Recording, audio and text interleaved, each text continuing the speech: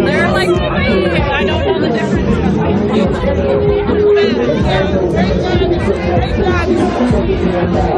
Big show. Okay. Abby, are you with somebody?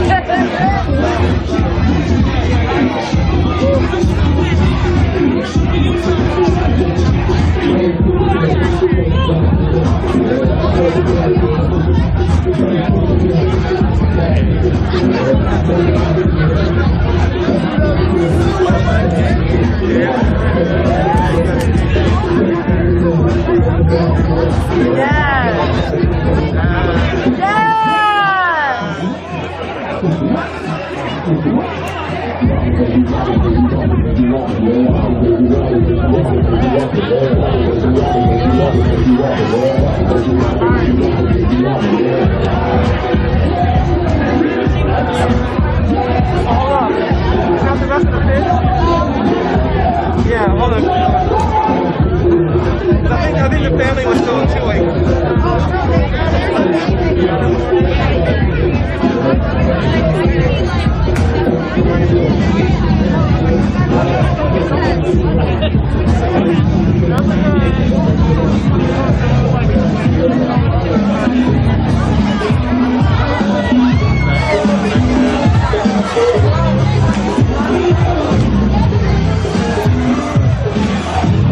Alright, y'all, backing up a little just so I can say, if you weren't watching earlier, we've been protesting for 9-10 days straight now and taking a chance to celebrate the life of Daniel Prude.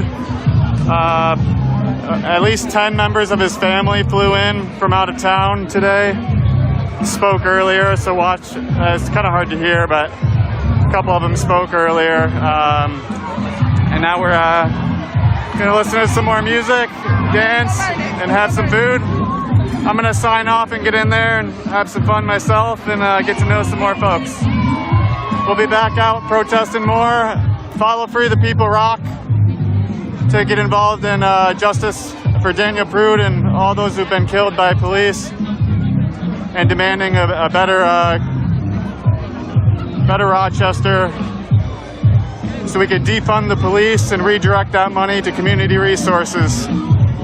Free the People Rock. Have a good night, y'all.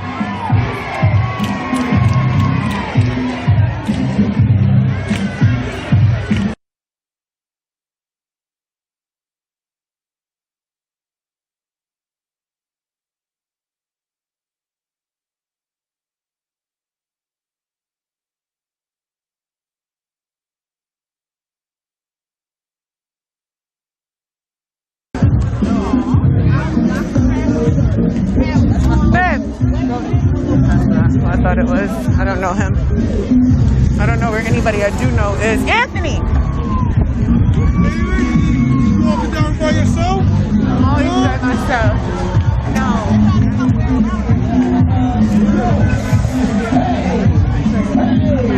I can't diffuse it. I thought she was looking for down there, and it's not getting better. Yeah. Hey! are you? Nothing much. Good to see you. Missing you too. All right, guys. I know. My life sucks right now.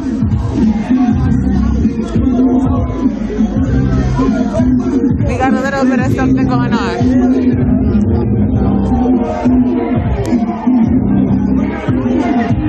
There's still a party. How you doing, baby?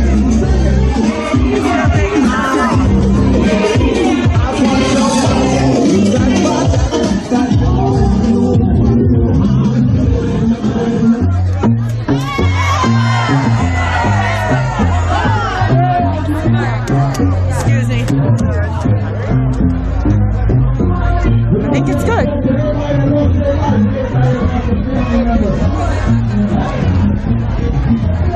I think it's good.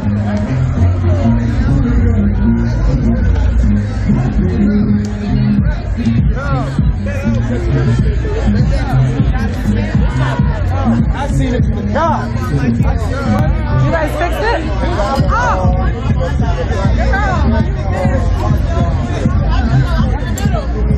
Who fixed it? Oh boy, who got him to come down and go away?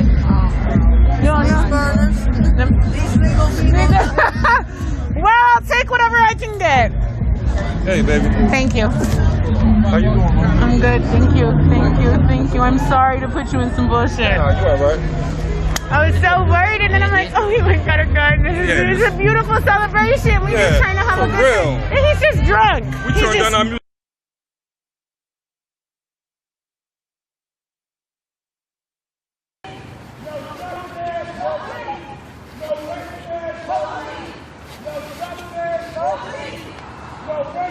Well, I mean, Gina, he definitely could have stopped him and pulled him over for driving in a one-way.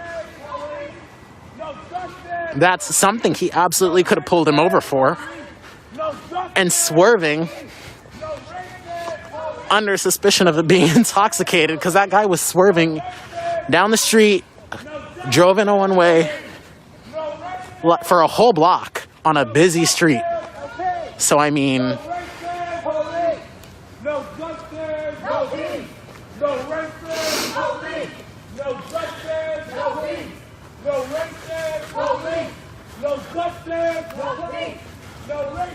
Now that the situation is resolved with no issues, I'll tell you what was happening. So there was a guy here, and he was intoxicated, and he was hostile for whatever reason, I don't know, but he was drunk, and he was being combative. And so I came over to him, and I was like, it's okay, come on. He was like, don't fucking touch me. I was like, okay, I'm sorry, I didn't mean to touch you. But that's usually a bad sign, because generally if I touch a guy, he calms down, he doesn't get more irate, and he got more irate. And so then he talks to me a kind of way, and so another guy came out of nowhere and was like, yo, you fucking wildin', and stepped to him. So he went in the house and got a gun immediately. And I'm like, I don't play with guns, so I ran away. It doesn't matter, it's fixed, it's over, it's resolved, thank you. So he went and pressed him, don't talk to her like that, and pressed him, and the guy had a gun. And the other guy who was pressing the guy with the gun didn't give a shit. So here I am being a little punk, terrified, like, yeah, there's a gun, I don't like guns, no guns, I don't want to be around guns. And meanwhile, a boy who came to my rescue was completely unbothered by the gun. That did not remotely affect his willingness to have this confrontation, nor did it deter him from being like, don't talk to her like that and get out of her face. So I guess, he's my boyfriend. And he got rid of him. And so we can continue our party. We can continue our peaceful, beautiful celebration. As you can see, guys, that just further proves, once again, like I always say, he probably does, girl. He probably does. No, oh my God, like he ain't leave yet. Right, he was unbothered. That gun was he came out taking the gun out of the thing, and my boyfriend did not move. I was like, oh, is your name Pop Smoke? Let me hear you growl real quick, boy. But anyway, anyways, guys, that's not what we're talking about. But so this is once again proof, guys. What do I always say to you? I say that every time we have a gathering, we prove that we can police ourselves. So I'm over here minding my business, right? And I decide that we can police ourselves. And I come to some other black men. How you doing? And Hold up, I'm about to come get in their business. Hey! Roll down your window. How you doing? You an adult? Okay. Because you look like you're like 2 years old, and you he look like he's 2 years old.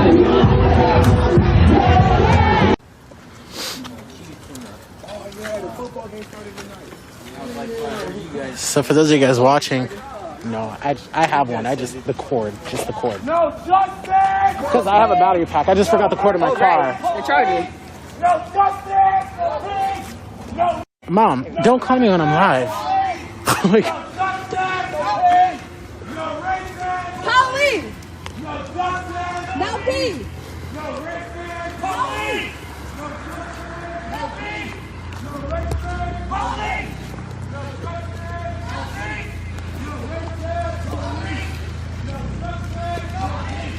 No racism! Police! No justice! No peace! No racism! Police! No justice! No peace! No racism! Police! No justice! No peace!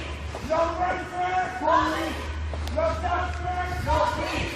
No racism! Police! stand by.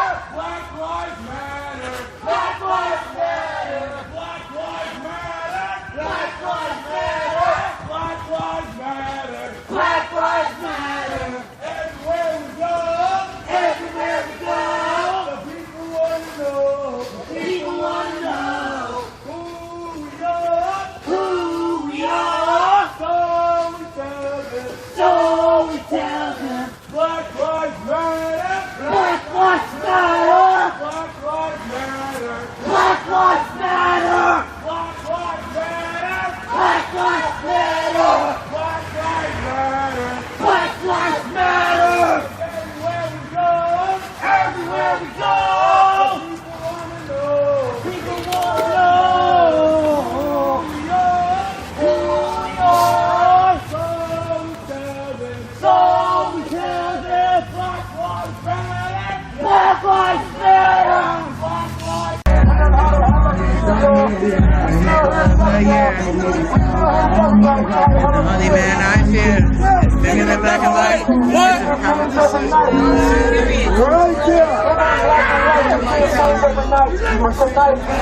Is this my son?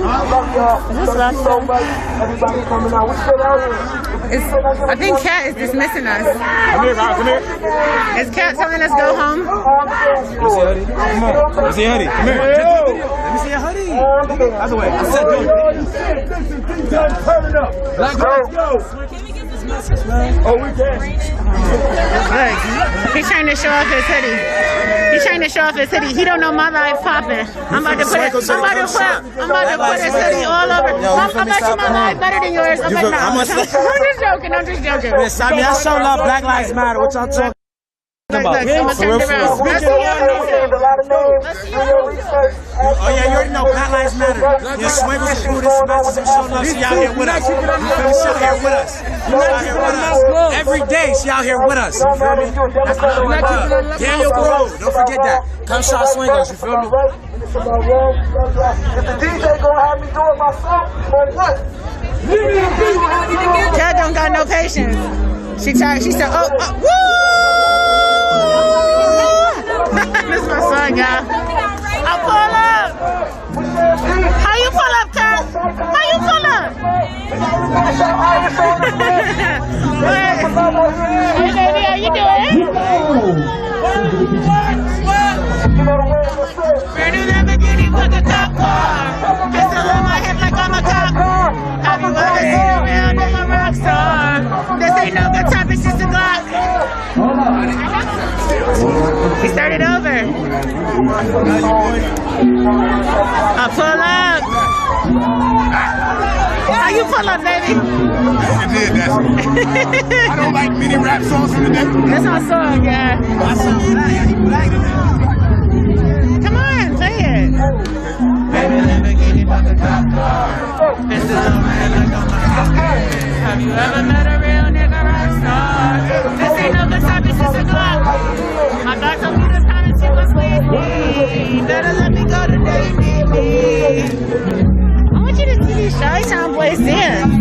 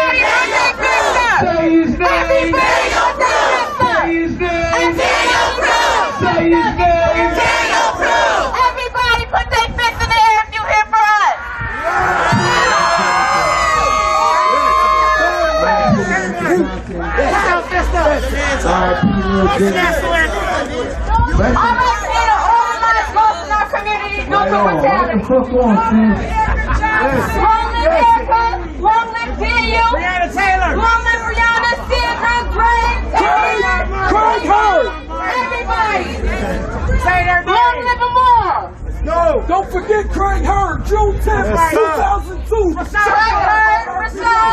Craig Hurd. Rest in peace, Pooh. Long live Erica from her baby girl.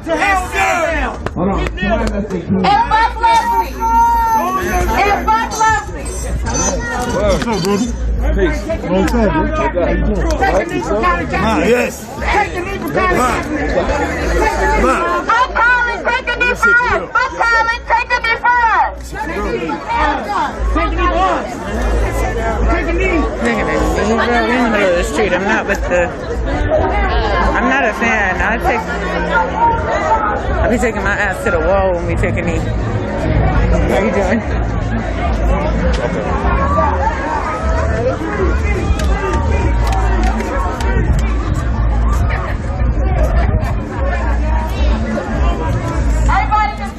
Amy, why don't you go away? You're annoying. You came and found me to talk shit about my life. Nobody gives a fuck about your restaurant. Nobody gives a fuck about your dinner, Amy. The police are killing us. Fuck your Friday night.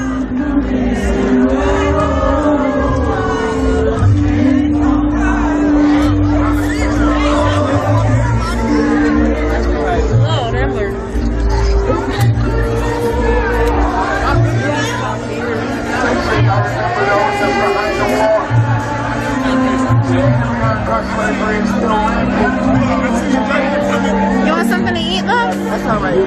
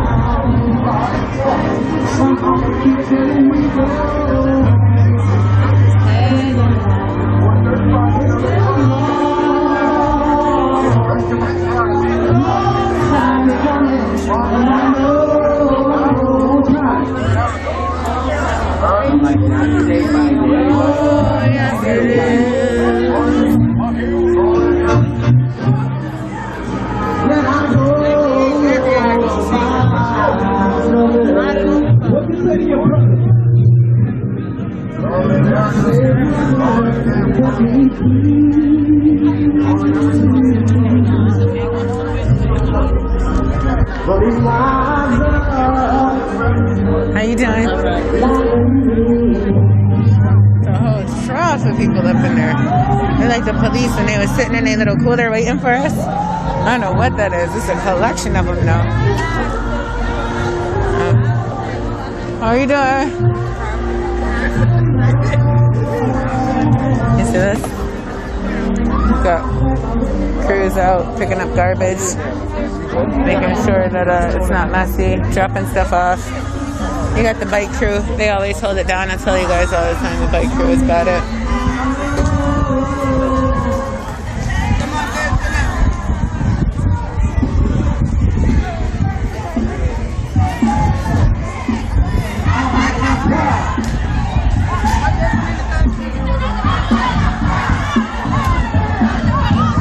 Hey Ken, thanks for watching from Detroit. Please share.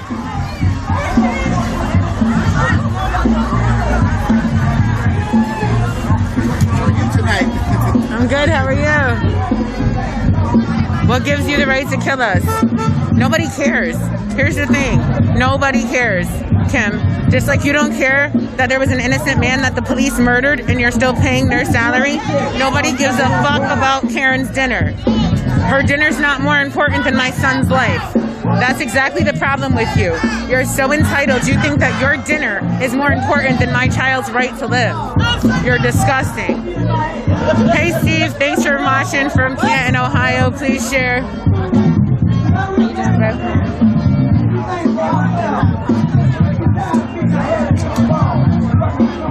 Wow, Jim, I hope you get fired from whatever job you have.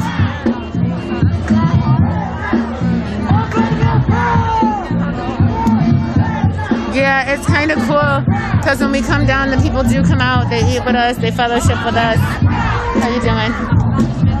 And it's a dope little vibe. You down the street? You should come party. Amy, who here do you see killing one another, you stupid, ignorant piece of shit? We're having a party and we're dancing.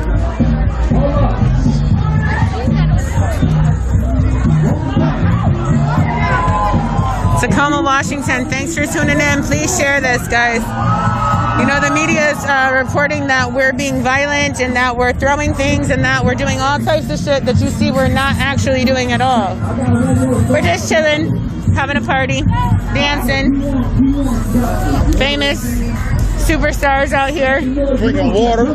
Hydrating ourselves. Come on, man. You know. I thought they was about to play Biggie.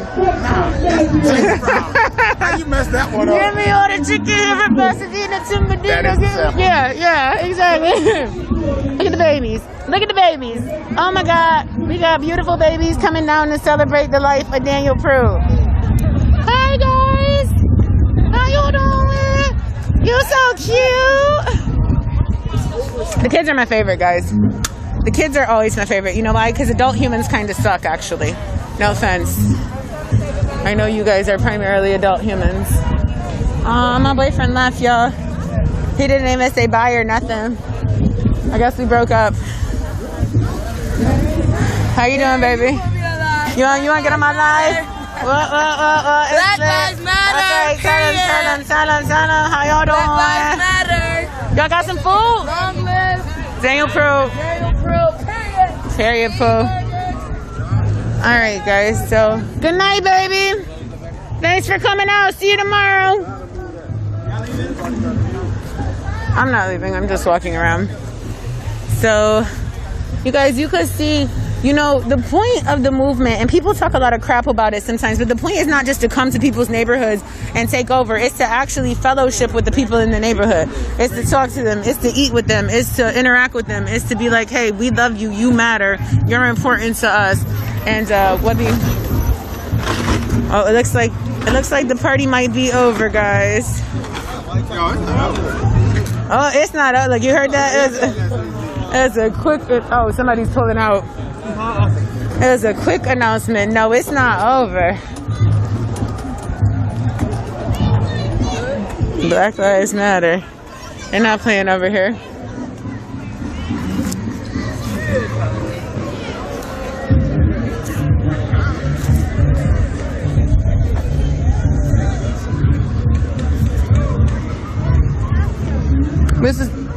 Hey babe, how are you? Guys, these are not riots. These are protests. And this isn't even really a protest. This is a block party. Right. They're talking crap about us, as always. Aww. Saying it's violent. How you doing? Did you come down? Yeah. Did you get some food? Water. I was good on food. Why won't anybody eat? I don't know. I ate for They made like real food today. No, I saw it. I'm on. That would actually make me really happy. As low as their turnout was today, they don't show up tomorrow, maybe they are physical.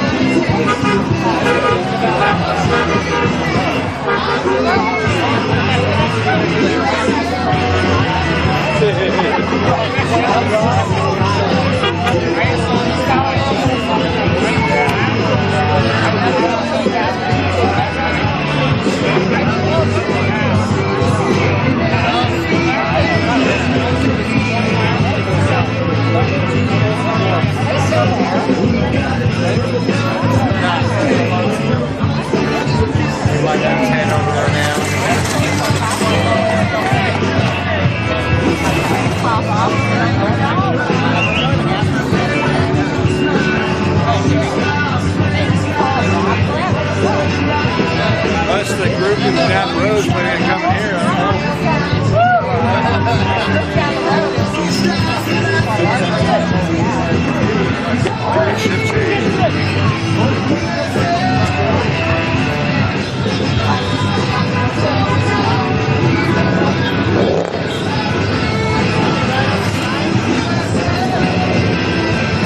My page is called Fight for Black Lives on Facebook. The website, I know I've been trying to tell you, I'm trying to get that out. It's being weird. There is so many errors wrong with it. I'm trying to get certain things up, but that's just still in the works. That's still coming. It's going. I'm trying to get that out. You guys, aspects, that's what all the events can get updated, get notifications, all that. We're moving towards that. We're getting there. We're trying to get the awareness out of that. But for right now, we need your guys' help and anyone's help. Anytime you hear there's a protest, no matter what organization it is, yo. It doesn't matter, well, who's running it. Don't ask that question. Show up. It's a fight for black lives. Or it's a leading movement in the name of black people. Or pro-black. That is the choice. They are pro-black. So, doesn't matter. You need to show up. Because we need to make this community know we're all together on this. Because right now, we look like kids trying to figure out how late it's going to go. We can't do none of it. It's ridiculous. We can't, like I said, you can't expect the community to try and stand in solidarity if the people can't come and support each other. Now, I understand I made a comment over the weekend or over these past few days that made some people controversial. The unfortunate passing of Officer Mario Herrera, that should not be a controversial topic. I understand why it is. I understand why, but it should not be. That is a man at the end of the day. It does not matter what he was doing. What did he do to invoke any systemic racism on any black person? What did he do in this community that is racist? If you can give me names against him, I will stop it. I will stop every support I have for him. But until you give me examples and facts that he is against us, I don't see why his name should be getting drugged through the mud and bashed and slandered and hated and gone. That was somebody's best friend. That was somebody's father. That was somebody's husband. My aunt goes to church with him. He's a really good guy, really good father. They go to Pius and St. Teresa's. He's a good Catholic man, from my understanding, anyway. But let me say this, though. I ain't gonna say what you're saying right or wrong, whether I agree or not, but at the same time, when a black man gets killed or whoever gets killed by the police don't come out and defend the victim like you defending the police. You know what I'm saying? And that shouldn't be. I mean, here's another thing. The police and all, just the general name of police, like the image that they hold and what they stand for, I'll never say I back that. That's ridiculous. The concept of somebody not being able to come out and support what they want because they have to be regulated to what this. No. You can't work with the people. How are you supposed to work for the people if you don't even know what they want? Like, it just doesn't make sense. Now, what I'm trying to do is I'm trying to bring everybody out of their comfort zone, out of being stuck in that situation where, like I said, you say you hate the cops because they hate you. So what's that ultimately doing? Fixing nothing but creating more problems. It's not doing nothing. So me, I'm gonna get hated, I'm gonna get made fun of, and I'm gonna get called all kinds of names. I don't care. I really don't care. Because change is not easy. And not everybody likes change. Not everybody's ready for it. But it's here. So I'm gonna just jump right into it because I'm not a sucker. I'm not a procrastinator. It's here right now. So when I try to change the message from spewing hate at the police, because they need to be fixed, the whole name of the police, the whole everything needs to be redone. Everything needs to be remade. But in the process of doing that, why not the people that are already in the power, that are already there, why not, if they're trying to help us get the powers back to the people and get to where we need to be, why would we not use that? Like, when you say, fuck the police, yeah, all right, it's cops, no cops, nobody likes cops. Everybody gets an anxiety feeling to see a police officer go behind you. Everybody does. But you can't push them to the curb when they're trying to come out and actually support you.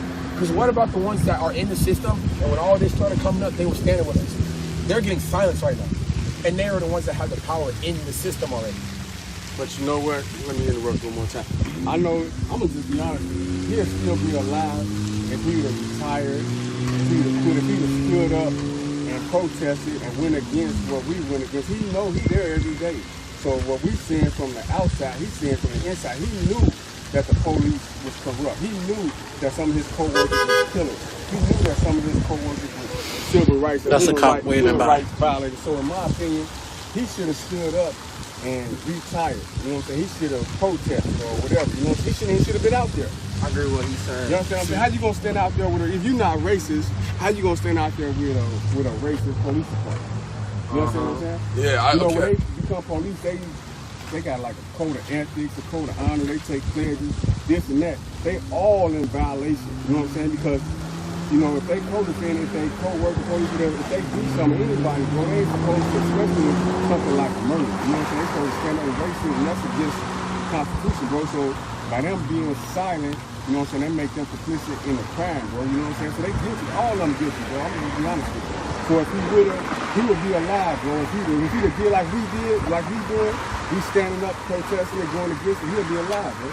If he'd have did the right thing and stood against the police department, bro, he'd be alive. That's just how I feel, you know.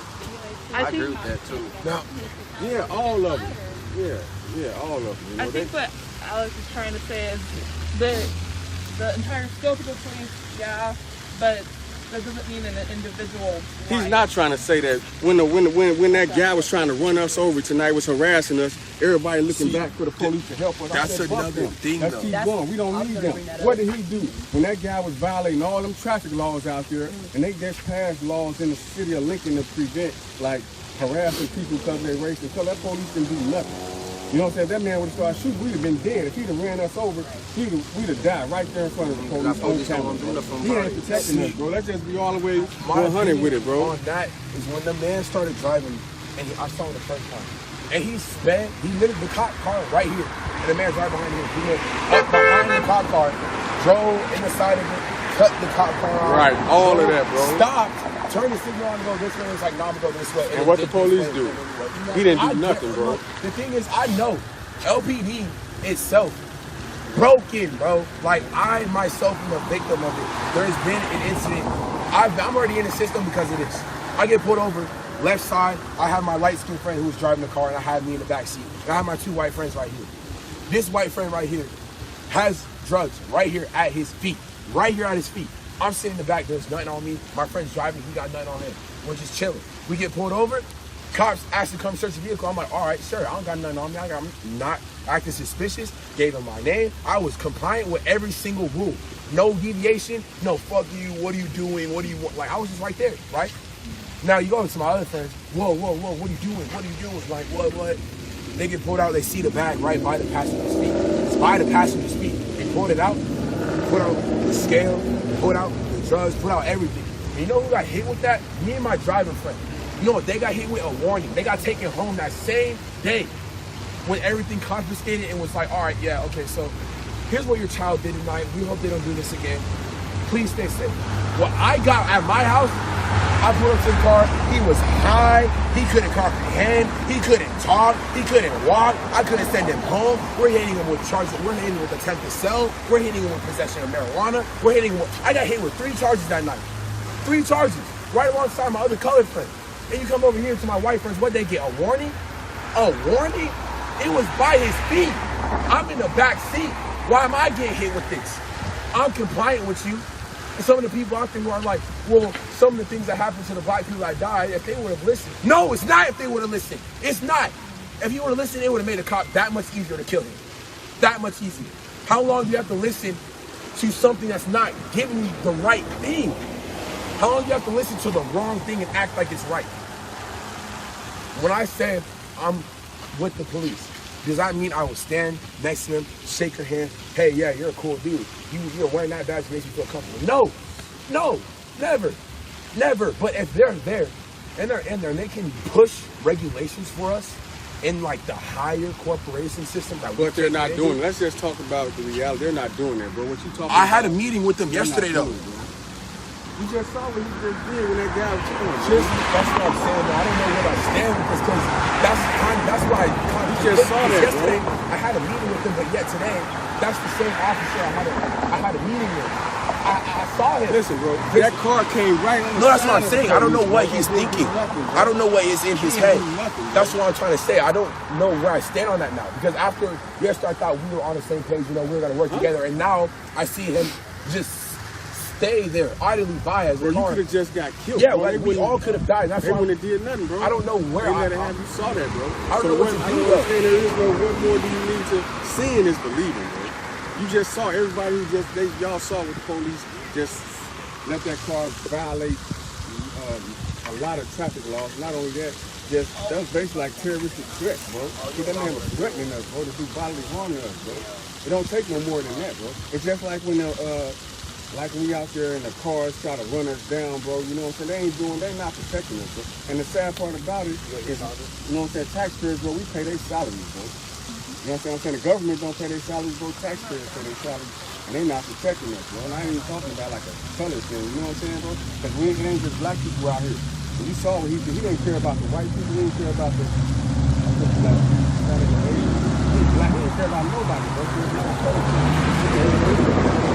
They got what they call like a blue code following, bro. They stick together. They like gang niggas, bro. They like organized crime.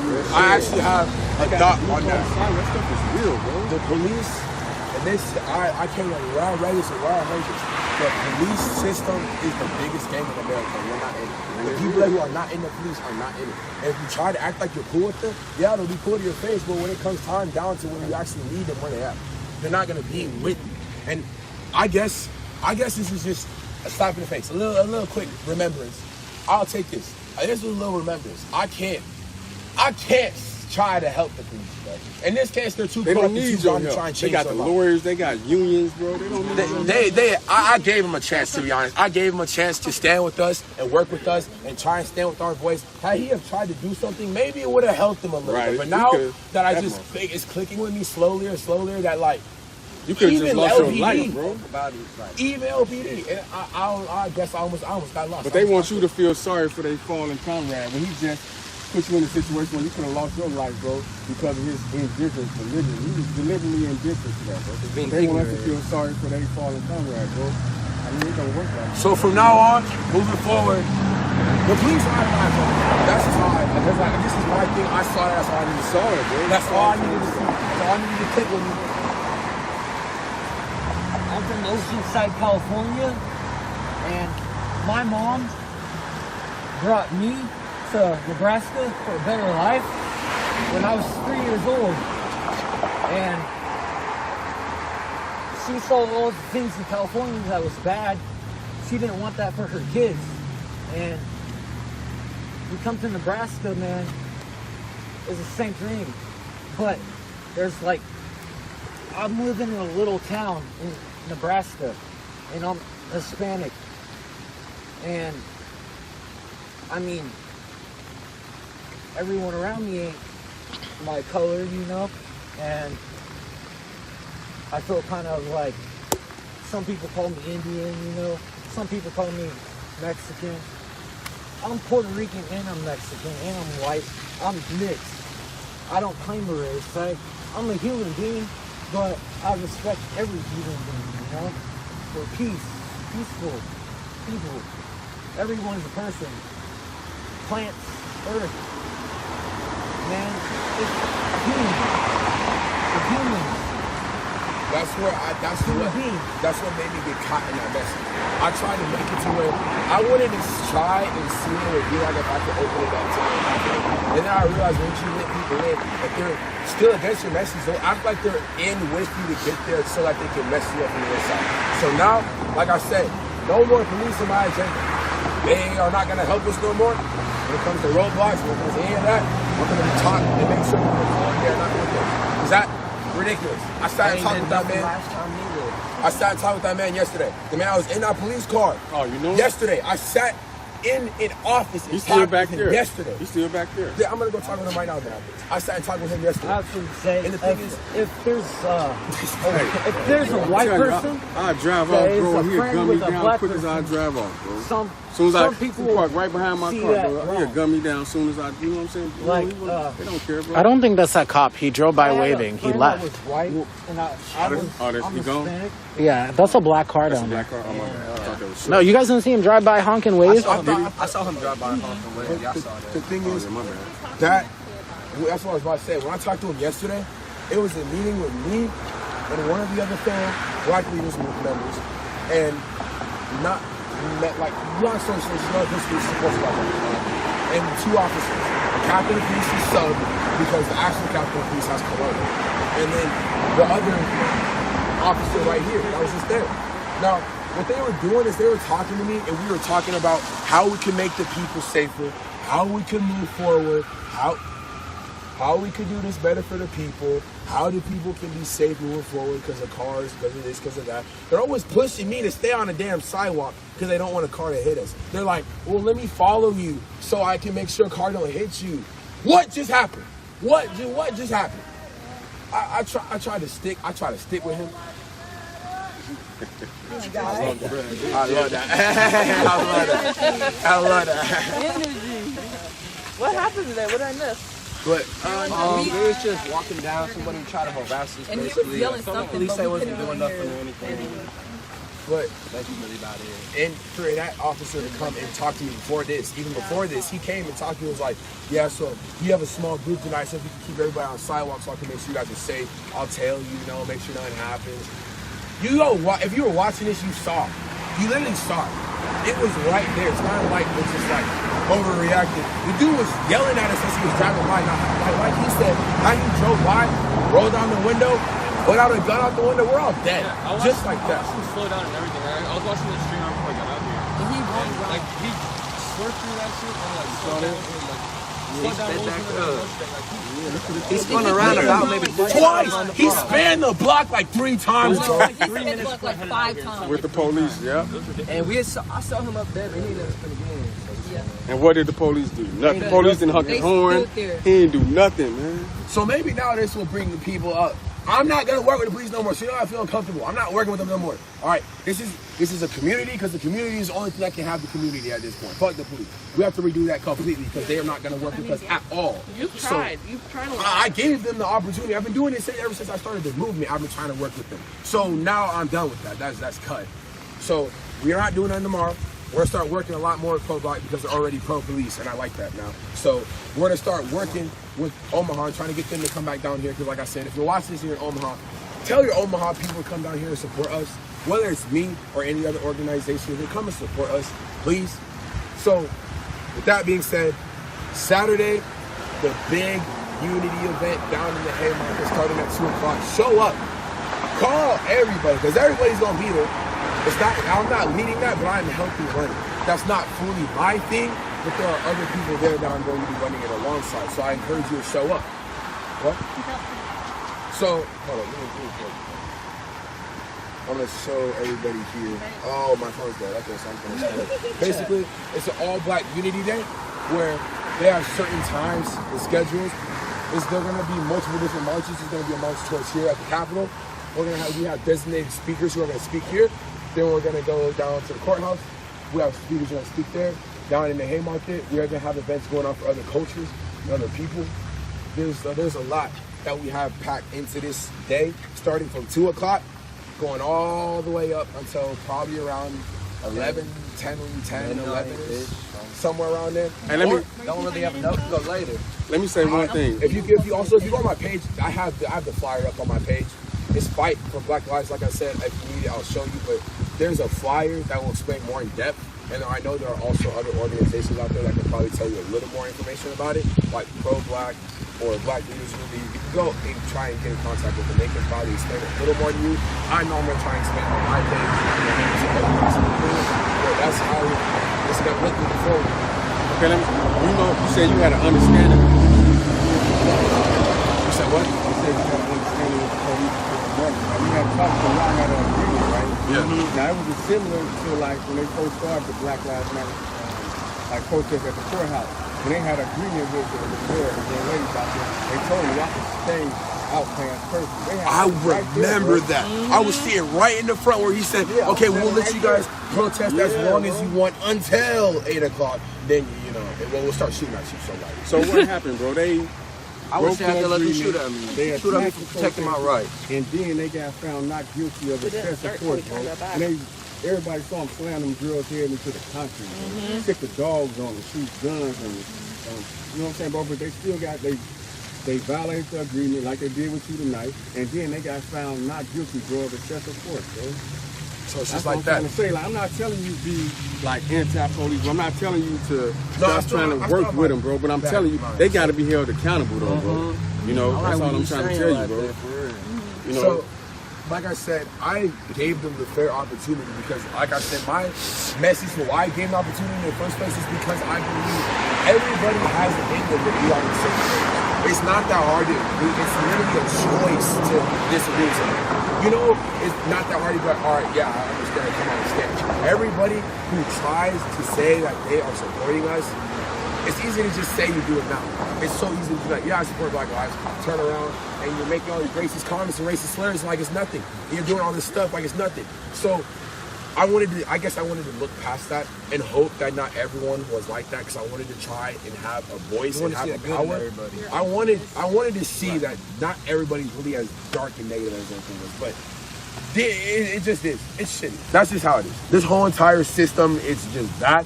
And they're not going to want to be held accountable. That's just that. I'll try and tell them. I'll try and talk to them. I'll have other people try and talk to them. They're not going to say nothing about it. They'll be like, oh, my bad, I wasn't paying attention. And then you're going to be a target. Like, if you try to have that police officer held accountable, bro, he's going to come target, yeah. Start retaliating against you. Target me. No, I'm not safe in the streets no more. Right, bro. That's another reason. The first time, I kept this so silent. The first time the protest was starting, and I'm going to say this now because if people on the live are going to hear this, and you guys are going to hear this. The start of this, the reason why my hair looks like this now, I changed my hair completely because of the death threats I was getting to people standing out against the police. There is a whole organization in Lincoln right now that is back to blue. Where do you think these back to blue protests come from? Somebody runs them because that organization is here in Lincoln, and they don't like people who are like against the police, and they will come out and try and threaten you. Like, it's bad. It's really bad once you try to stand against the police. So if that's where we're going, that's where we're going. Because the community needs change. I don't care what I have to sacrifice to get that. Because I want the change. I'm here for it. So I will do anything in my nature that I can do to get there. So I'm going to close this out. Everybody go home safe because everybody have a ride home. Not me. All right, say, can you like give a ride home? Because, you know. I can ask Peter exactly. Patrick left. So I don't know what he got. But like I said, check the page. I'm going to post more info about the Unity Day. And I'm also going to post about the incident tonight and how we're going to go about moving with the police forward. That's all I got to say for tonight. What's going on tomorrow? All right, guys, for those of you guys watching, and if you guys have been watching it from the beginning, you guys saw what happened, right? So that officer was supposed to be here to like protect them and everything like that. And that guy in that white Honda was swerving in out of the lanes, yelling some things outside of his window. He went... What is that?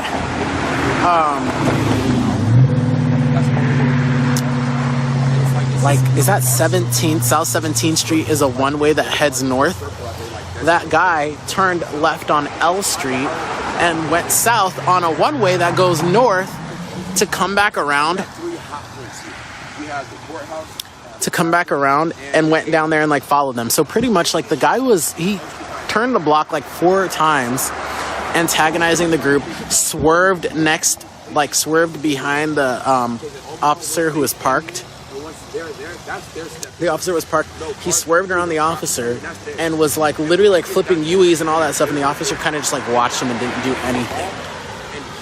It's kind of discouraging because Alex has been, online saying that he supports, he's not anti-cop, you know what I mean? He like paid respects to the fallen officer, and then he actually had a meeting with this same hold on. I actually have that officer's card because of my project. If there's like 400 people standing here right now, and the police tell me and they say no. He's a captain. What are they gonna do? So that captain met with Alex yesterday and was like saying they were on the same page and everything. But then today almost let a guy drive through them, or the guy could have driven through them, or pulled out a gun on them, or did something. So, yeah.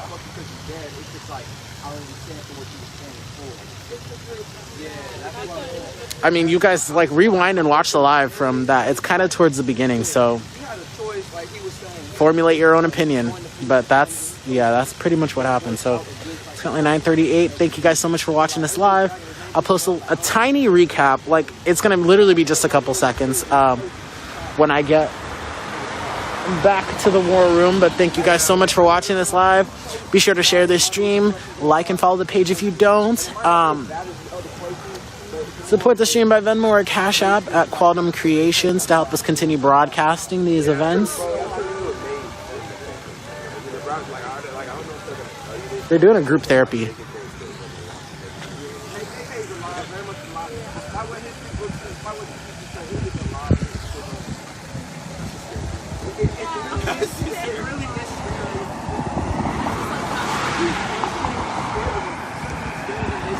Exactly, Laura. That's what I'm saying. Like, there were so many traffic violations. Like, so many. Even aside from just, like, the group. But, like, he could have pulled him over. Okay, so I'm gonna end this now because they're playing music and I'm not gonna get copyrighted. So thank you guys so much for watching again. I love you guys so much for the support. Haters are liars. They're never gonna tear us down. Those haters. Yeah, you saw me try to. Those people literally tried to dox me and my family on a no mask linking group. But haters are liars. It's never gonna work. It's never gonna work, baby girl. Sis, give it up. Love you guys. Peace.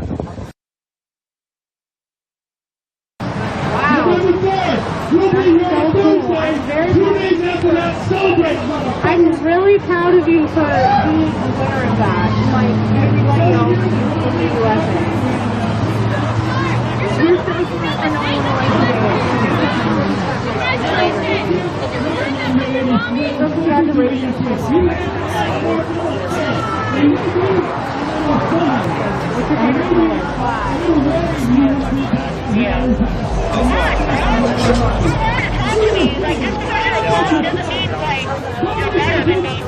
I'm asking your favorite something color and you can't even respond. That really just shows the problem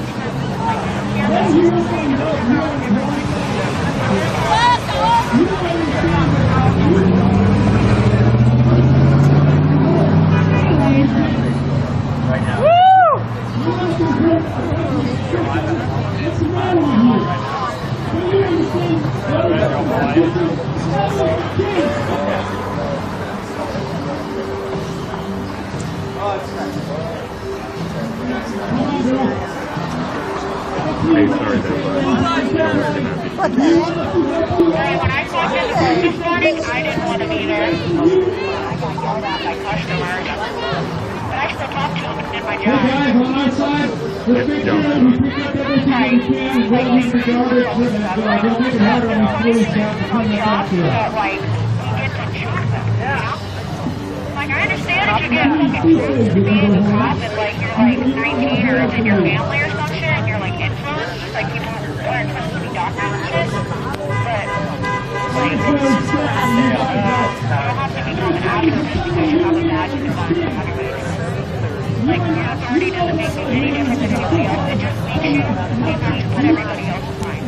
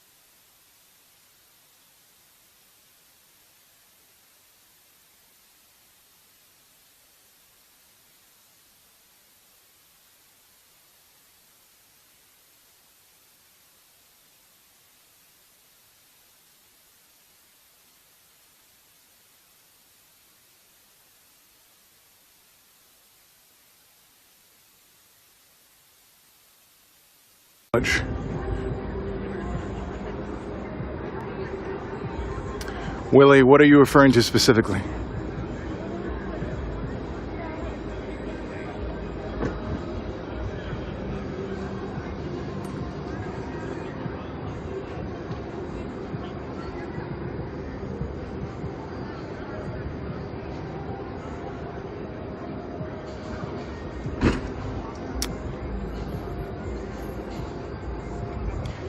The first thing I do want to talk about is it was released yesterday. 15-minute announcement. The park will be closing in 15 minutes. Please prepare to gather your horses to exit the park.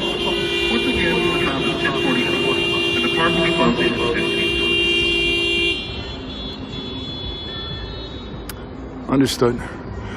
Willie, the protests, the marches are a piece of the puzzle. It's a puzzle piece of the grand scheme of things. You know, it's been said by many that the consistency of the protests, whether it's believed to have made an impact or not, does indeed make an impact. I've seen it with my own eyes, so I attest to that fact, but others speak on it heavily as well, very heavily. And the consistency of that is very important to the grand scheme of things. So what does it accomplish? It accomplishes a lot, a whole lot. And the consistency of this particular puzzle piece, that being the marches and protests, is key and very, very necessary.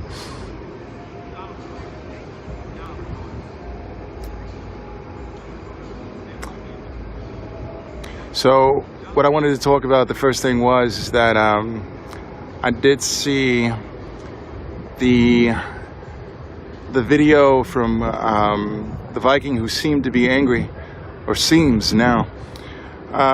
His response to the USA Today interview that apparently is coming out this Friday. Coming out this Friday indeed. Now, I want to say that, you know, the things I heard Vikings saying in that particular video, it only reinforces for me that, you know, I think he even read a couple of the comments stating the same thing, that he can't tell the oppressed how to protest oppression. It's you know, it's not his place. It's not for him to decide what the black community is to do to fight oppression. It's just not. You know, he asked the question, why am I the bad guy for speaking out on this? And it's just for the simple fact, in my opinion, that you have no... people are going to look at him, just as I look at him, like, you're not... Your word means nothing. You haven't experienced what has been experienced. Your word means nothing.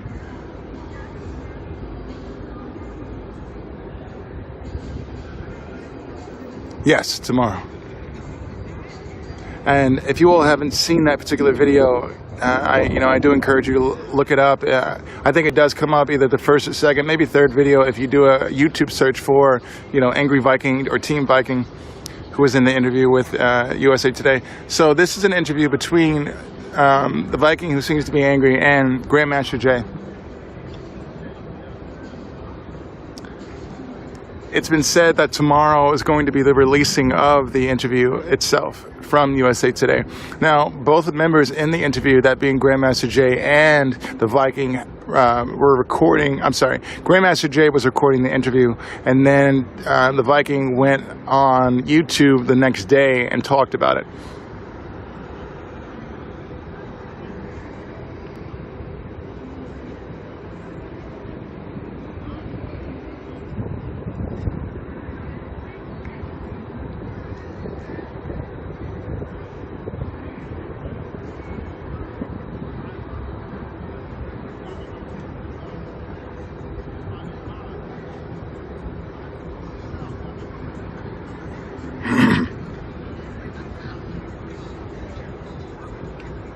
You know, it's a video I intend on watching again, and because if you were here on this live yesterday, I did show a clip of Grandmaster Jay as he spoke up during that interview, and I've never felt more connected to his words other than that moment, because I was thinking what he said out loud before he said it, and you know, he's right. You don't speak for the black community. I hope you all are able to see that as well, because I feel that it's very important to watch That is if you are wanting to follow the story, if you do care about that particular angle of this entire story, that being NFAC and that being Team Angry, or the Angry Viking, if you will. But it's not particularly an angle I want to spend a lot of time on, but it is something significant that is part of this entire story. Now, the next thing I do want to talk about is that,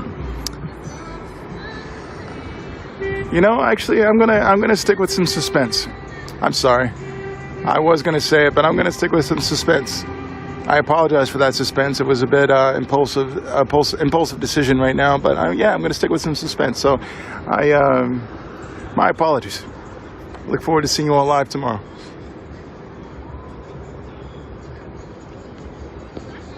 Randy, I do not.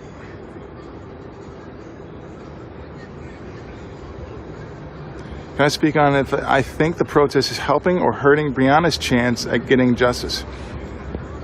Kendrick, I do not. The decision on the Breonna Taylor case from the FBI's angle, the decision from a state angle, I do not believe is being impacted in a negative way by the protests. I don't think, I do believe that they are sticking to, the facts, I suppose, are recreating the crime scene, going over the ballistics, FBI getting involved, looking at it from the angle that they do, the federal angle they look at it from. But the protests impacting it in a negative way, I do not believe that is the case. But that's just my belief. I'm not sure specifically. But, I hope he, being Daniel Cameron, was telling the truth when he did say that any social situations won't impact the decision that of this case. As he stated before on Twitter and YouTube, they're gonna actually, specifically on Twitter, if you go to Daniel Cameron's page, and I think on Twitter he's labeled as Attorney General Daniel Cameron. He made it's a photo, but that photo is in itself a statement that talking about that very thing that you asked me, Kendrick. And I hope you're doing well, Kendrick. It's nice to see you pop up again. I hope we can get together soon.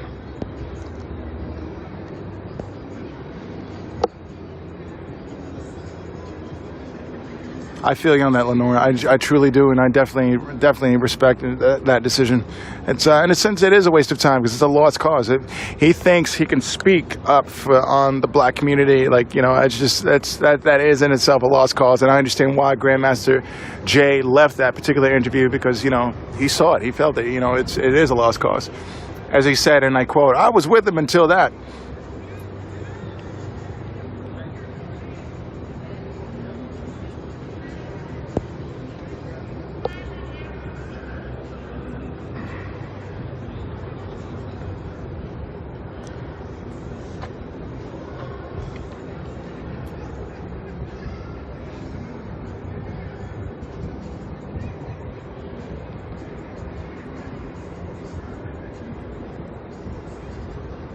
Once again, we are here at Injustice Square Park, Breonna Taylor Park, here at 6th and Jefferson. As it has been said over the intercom, a few minutes ago anyway, that we have 15 minutes, but now 7 minutes from the top of the hour, aka the curfew, that I do hope will be lifted.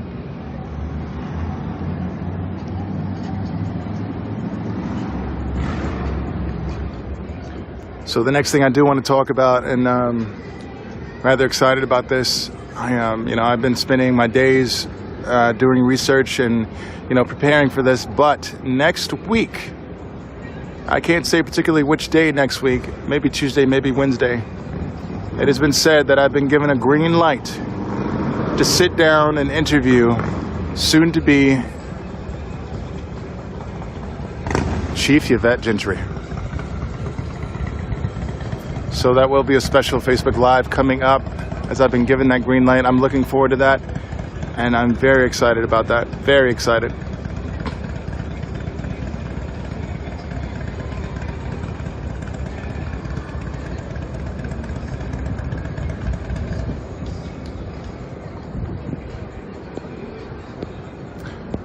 The decisions are going to get over justice.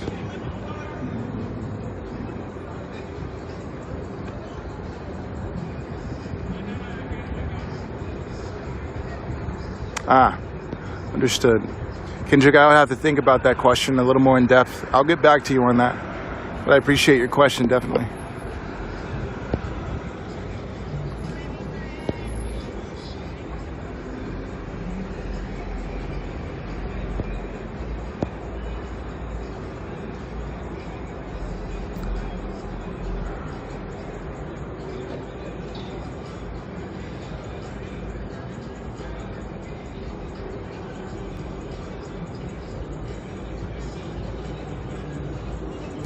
It is indeed. And, you know, it's definitely something, not that I've taken any of this, not that I've not taken any of this seriously, but this is definitely an interview I'm going to be taking very, very serious. I look forward to sitting down and, you know, I've definitely have a list of questions and that I've already gone over and thought about, analyzed, and it's going to be a very important interview because, you know, the way I'm thinking about this particular interview is, you know, getting the questions that will get the answers that the people want to know. You know, I've asked a plethora of people, you know, their thoughts on information they want to hear that, you know, we have not been able to hear from Chief Schroeder. We have not been able to hear from Chief Conrad. And I feel like this is a great chance to get some preliminary thoughts before Yvette Gentry steps into that chief's position. Agreed.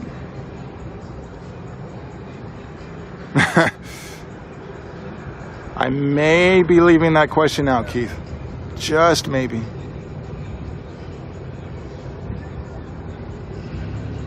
Tina, no. October 1st will be the first day.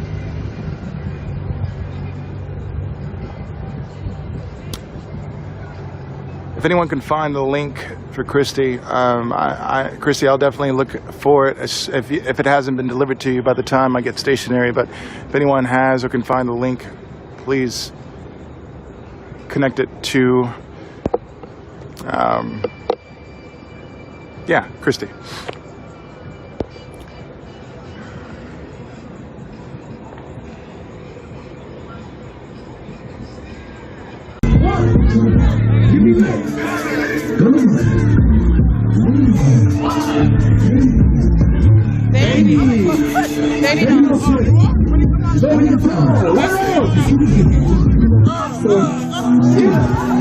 I'm just going like that. I skated away with that shit. That was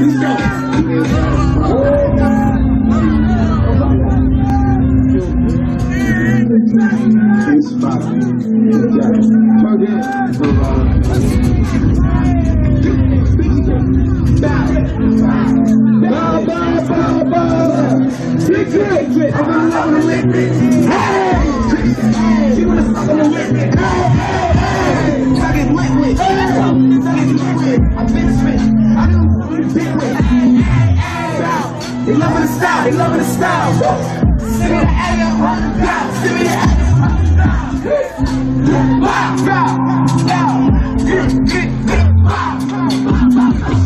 Come on, give me time.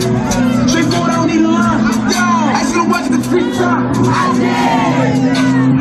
I bought it with me, I ain't leaving mine. Bow. I bought it with me, I ain't leaving mine. Sit it with me. I give a fuck if you coolin' with me. Say it ain't DJ. You should do it with me. I call dibs on that one right there. He called dibs on that one right there. And you pretend that you don't know that when you got stolen fucking land? That's a lie. That's a lie that you're teaching yourself. You didn't get swallowed up your soul.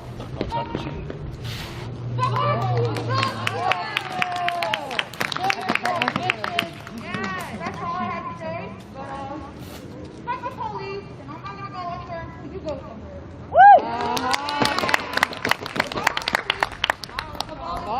Abolish ICE! Abolish parole. Abolish prison. Industrial. Abolish the United fucking States.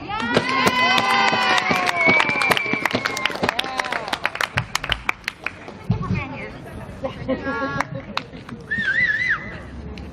I just want to say real quick, I think the only reason you guys are not freaking out is because some fucking officer drugged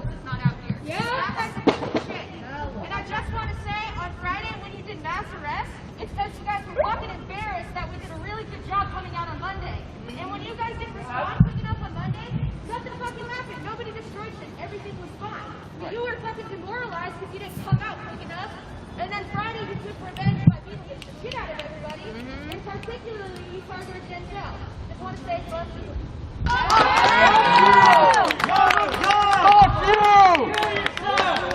Cowardly losers! Look, Donnie's Wolverine. Hey, they did look dumb as fuck on that one Monday, though, huh? Yeah! Just that Monday?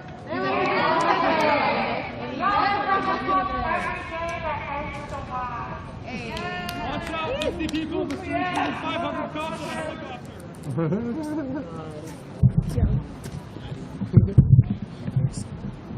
No cops, no prison, total abolition. No cops, no prison, total abolition. No cops, no prison, total abolition. No cops, no prison, total abolition.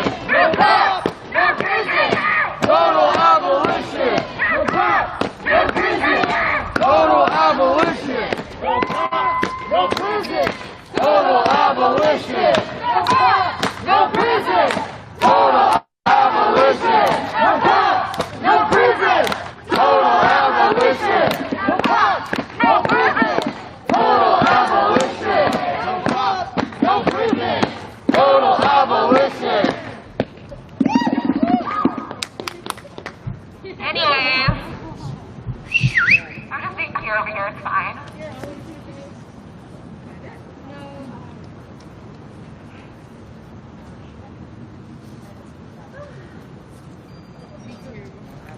Yo, chill with the Kim Possible. You cannot be using the telephone part to the ringtone.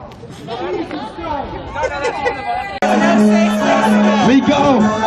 3, 2, 3, 2, 1.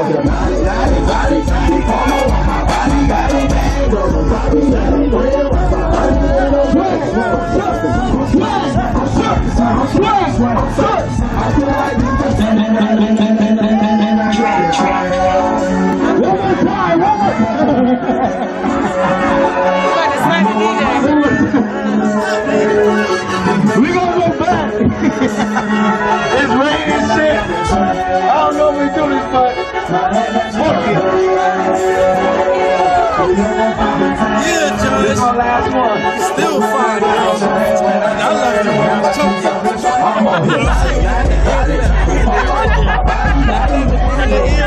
Shit, you heard?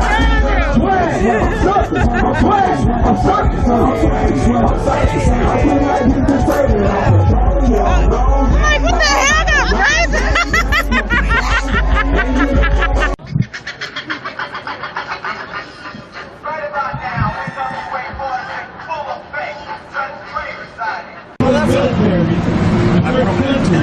What were you doing at that time?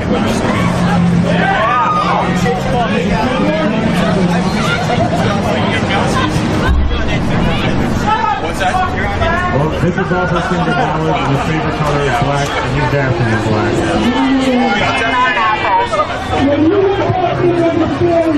What about you? What's your favorite color? Camel green. Come on, bro, it's time to leave. Camel green? I like camel green. Black? Yeah, what's your favorite color?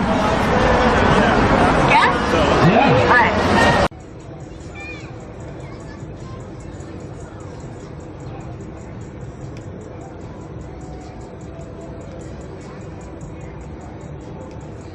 I agree, Kristen. You know, Kristen, you even see that in that tear-jerking and heartwarming documentary, or maybe episode on New York Times presents the killing of Breonna Taylor. That episode.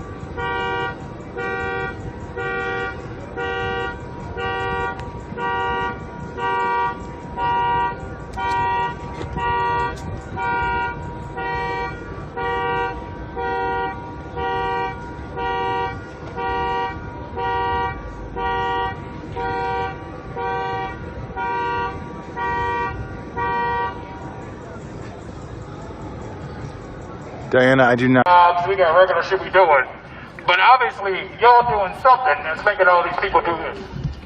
So, if y'all don't know, in 2019, 235 black people was killed by police, 370 white people was killed by police. So you would think that more white people get killed by black people, so you think white people would be mad too. But if you didn't know, black people make up 13% of the population. So that's about, about 46 million people or something like that? So it's a huge discrepancy. So obviously, we see that y'all targeted people, obviously. 1 in 7 white people are going to go to jail or prison in their life. 1 in 3 black people. So is that the black people's fault, or is that the people that are attacking the black people's fault? Think about that. Come on now. Think, use your brain. I know you got it. Your helmet ain't that tight. It's a little tight though, but we ain't going to talk about that. So we can tell that all of y'all are feeling some type of way, or you even don't give a fuck. So all I got to say is, you about to lose your job. You about to lose your job. You about to lose your job. Lose your job. You about to lose your job. Hey, you about to lose your job. Hey, you about to lose your job. So yeah, fuck y'all. And then that was pretty much it. Thank you.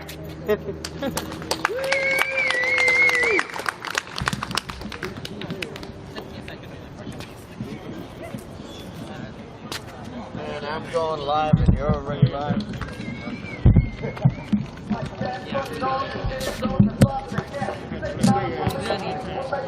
No, yours is a lot better than me. I know, I have to talk about it. What name do you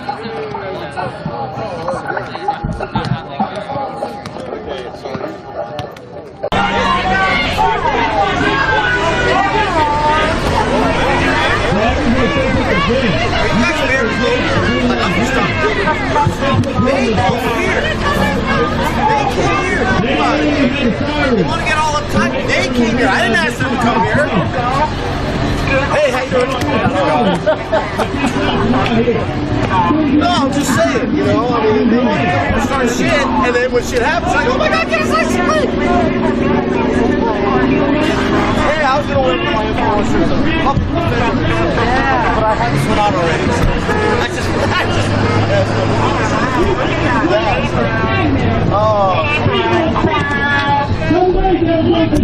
Hey, come get this one!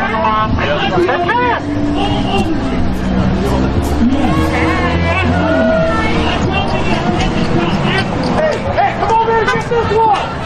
Come get this one! Right here! Right here! I got something for you! Shut the fuck up! Come shut me up!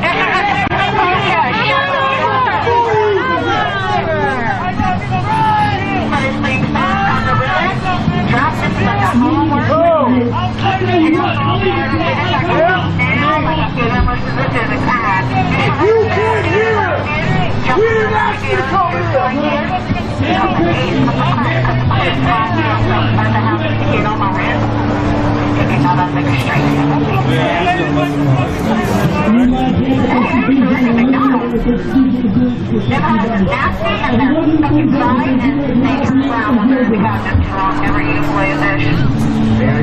Black Lives Matter and the people. We don't run you here in these valleys. We want you all. They start you at. They teach you every day to say kindergarten. But you're not allowed to ask if you're the leader. The thing is the fact that they have us stand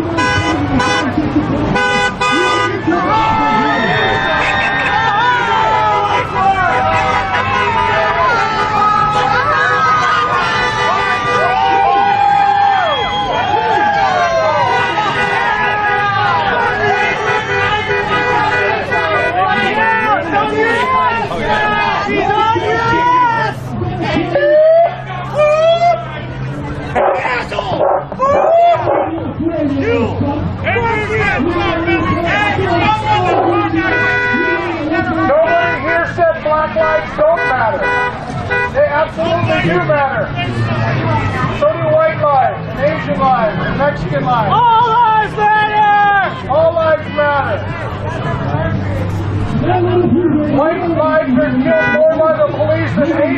lives. White lives matter.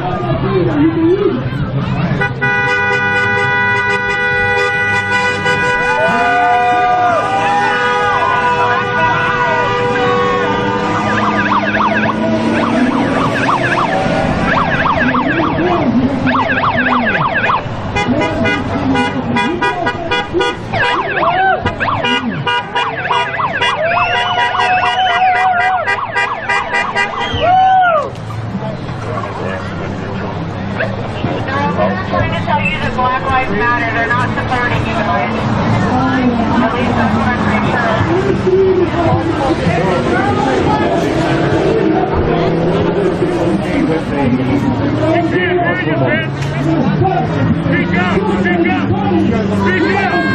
I can't hear you, I'm sorry.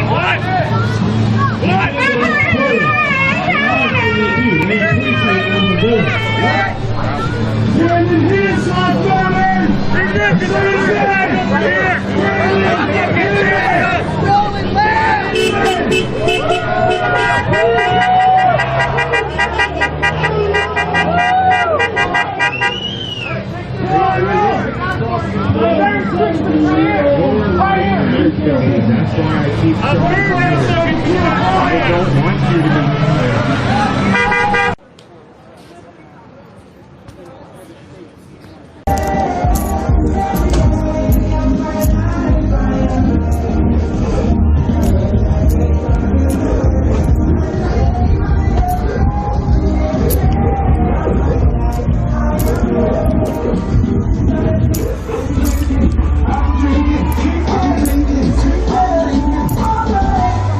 Yeah, I think I am gonna go home now. So you guys just like park on the street somewhere? Where do you park? You mean like overnight? Yeah. Wherever we end up, I guess. Just wherever? So you come here for you guys.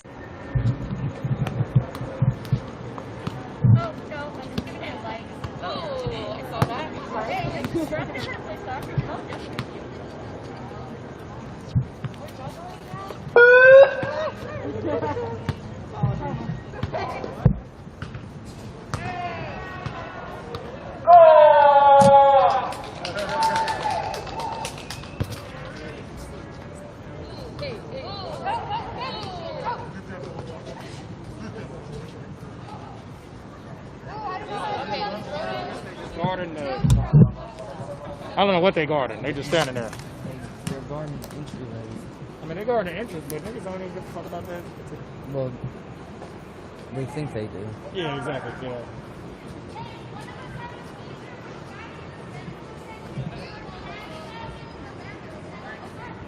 Bro, I didn't realize how common it is for people to get seizures when they're getting arrested. It's You kept trying to arrest them and then trying to be moving them around, dragging them across the floor. What the fuck was that? Well, your brain does weird things when it panics. Yeah. Sometimes it gets so confused that it just shuts down. You guys would have been fucking worse, too. Are y'all leaving already?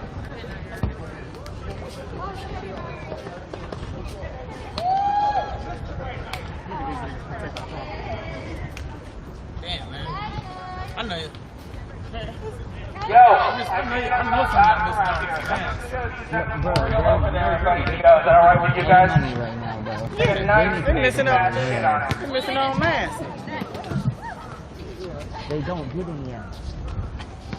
You're right. That's why. Right on that too. Yeah. Yeah, that's why. That's why they out there committing assaults. I should have said that on nothing.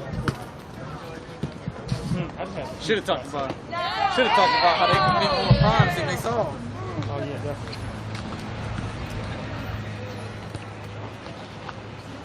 I know they finna get bored at some point, though. That don't mean they can clock out. Oh yeah, that's my theme song right there. Yeah, you gotta start that over. Hey, can you start that from the beginning? You gotta start that over.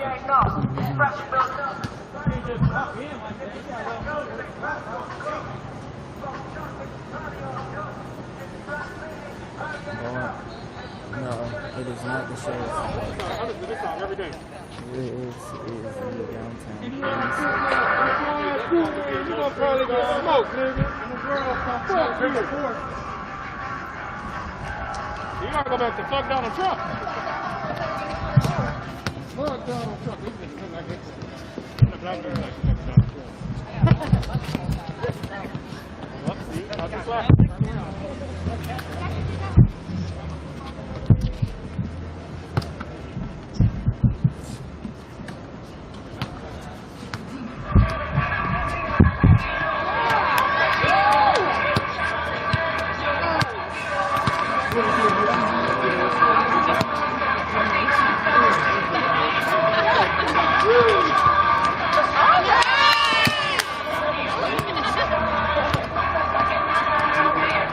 To realize it's the people that vote for you. So sometimes you have to come to the people. Yeah. Watching your shit don't do it. I appreciate that. That's what I'm like here, guys. Good shot.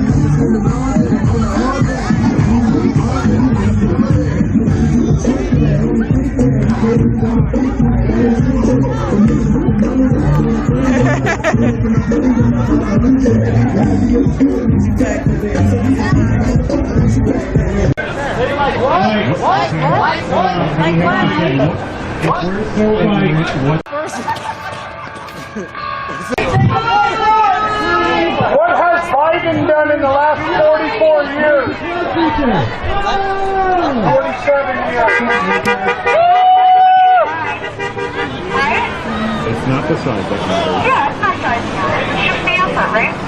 Right, guys? It's a half mast.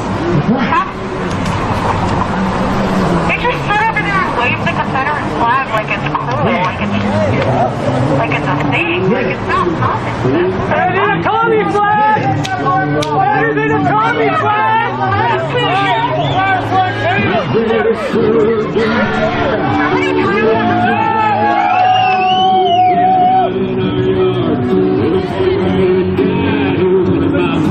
You have nothing better to do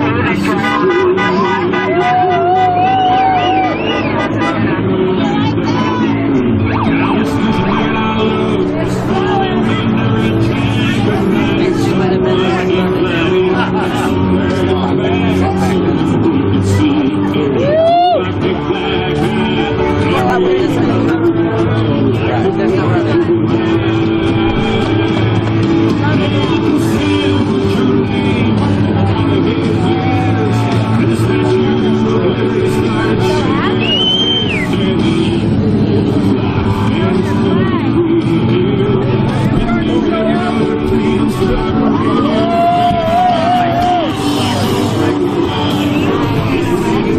Fuck the commies! Yes, sir! Commie killers! Yeah, commie killers! You want to face off against us? Communism has no place in America. We're the ones who got guns. I brought a knife from. Uh-oh. Bro, I can take out all of them with a knife, even if they had guns. Well, you don't want Because I bet you they don't even know. Start slowing down time. Bro, yeah. I bet you they don't even know how to hold a gun. They don't even know how to shoot. Bring your flag, do what you want with it. Don't forget about the rubber bullets and you guys get out alive. What are the connections? They have a rubber bullet over there.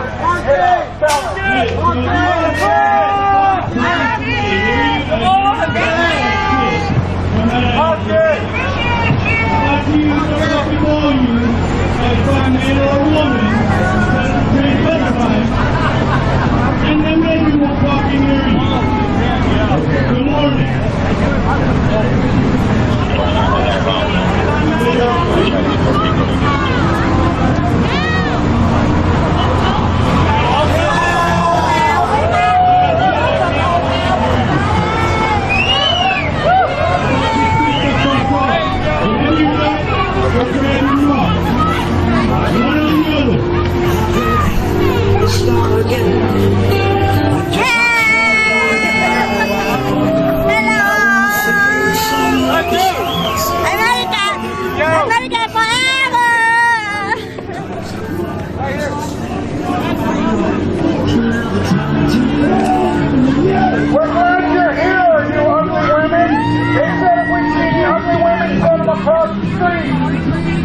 You're just in time.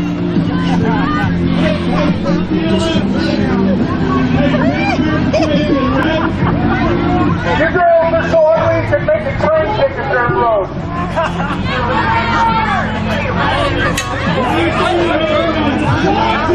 Sorry, I can't hear you. Hey, don't fall over the barrier. You might get hit by a car. Wait, fall over.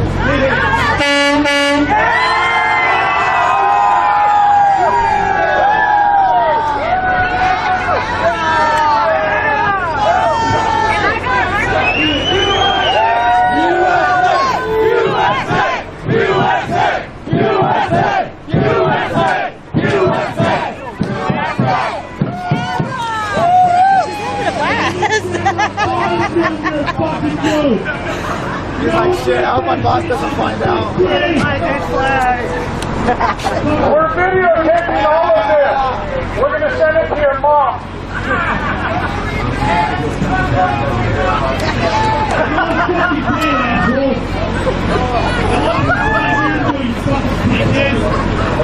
I'm not going to feel I'm doing it.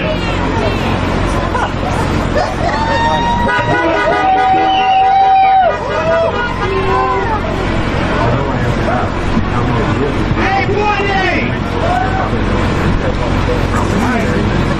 How are you? Are you angry yet?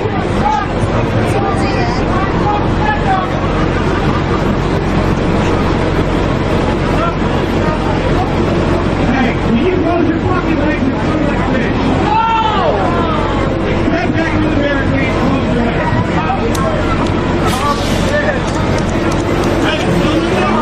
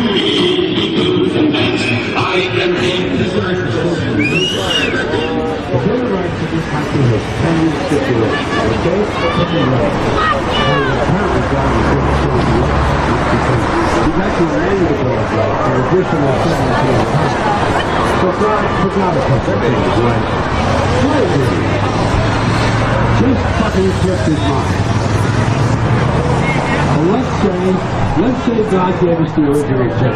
He gave the British 13. The British Bill of Rights has 13 stipulations. The Germans have 29.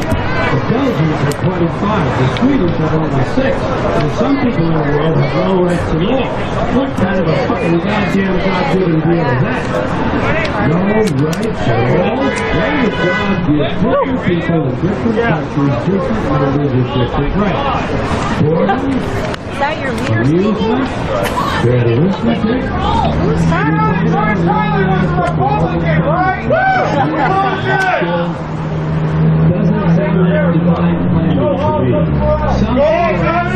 nice Bible session, but can you please fuck off? You gotta stand on the floor.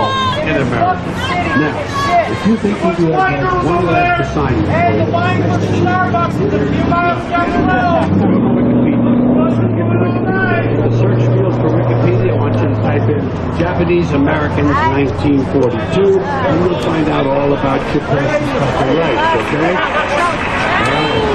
You know that. You know that. We've been out here at least 10 weeks with no mask. In 1942, there were 110,000 Japanese American citizens in good standing, law-abiding people who were thrown into internment simply because they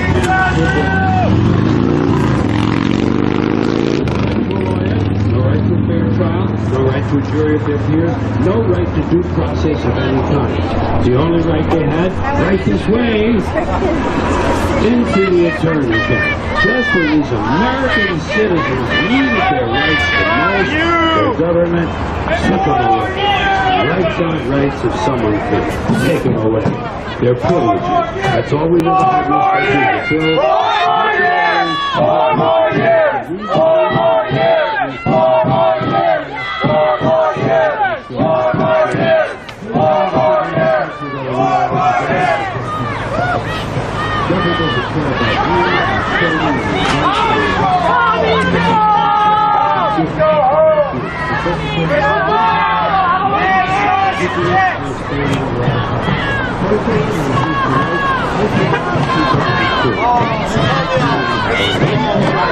We're the only racists here! All right.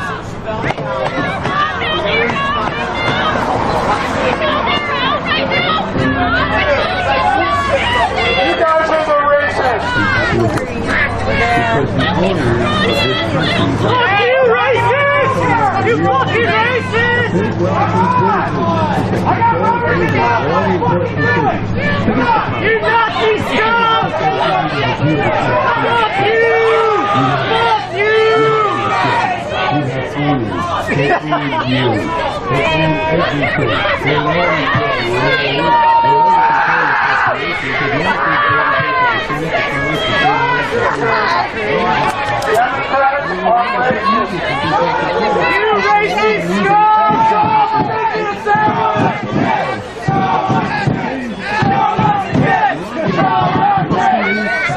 Forget what they want. They know what they want. But I'll tell you what One thing I can't help but to notice is there are these black people over there. You racist commies! The problem with Democrats, they're racist because they think black people can't take care of themselves. Yeah! Speak it!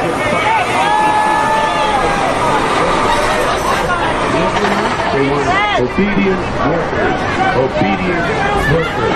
People who are just smart enough to run their things and do the paperwork, just dumb enough to passively accept all these increasingly shittier jobs with the lower pay, the longer hours, the reduced... Hey, make me a sandwich, you useless cunt! Disappears the minute you go to collect it. And now they're coming for your Social Security money. They want your fucking retirement money. They want it back so they can give it to their criminal friends on Wall Street. You know something? Because they own this fucking place. It's a big club. And you ain't in it.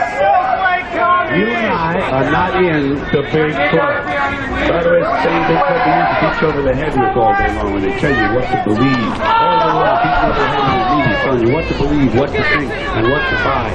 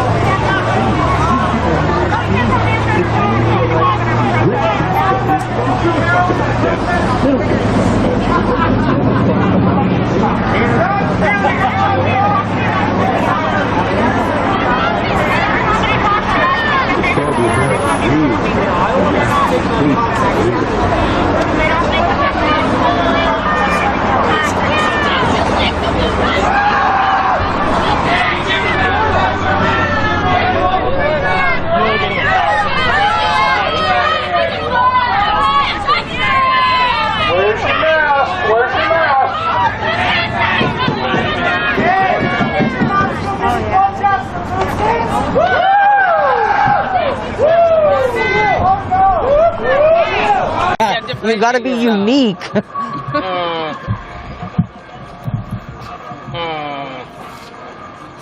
I don't know. I don't know.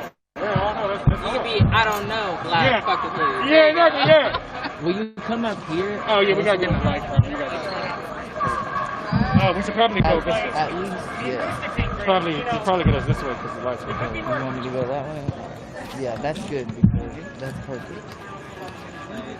You good? Where do you want me? I want you on to the stand. other Is that side. okay? You stand on my Can we right side? switch? That's okay. Yeah. Good. What's going on? You gonna hop on this podcast? What hop on here, bro? Say something? I don't know. So is that a yeah? That was a really good It caught him off guard. He's like, what? It's cool, just watch person. Yeah. I was like, yeah, you'll say something real quick.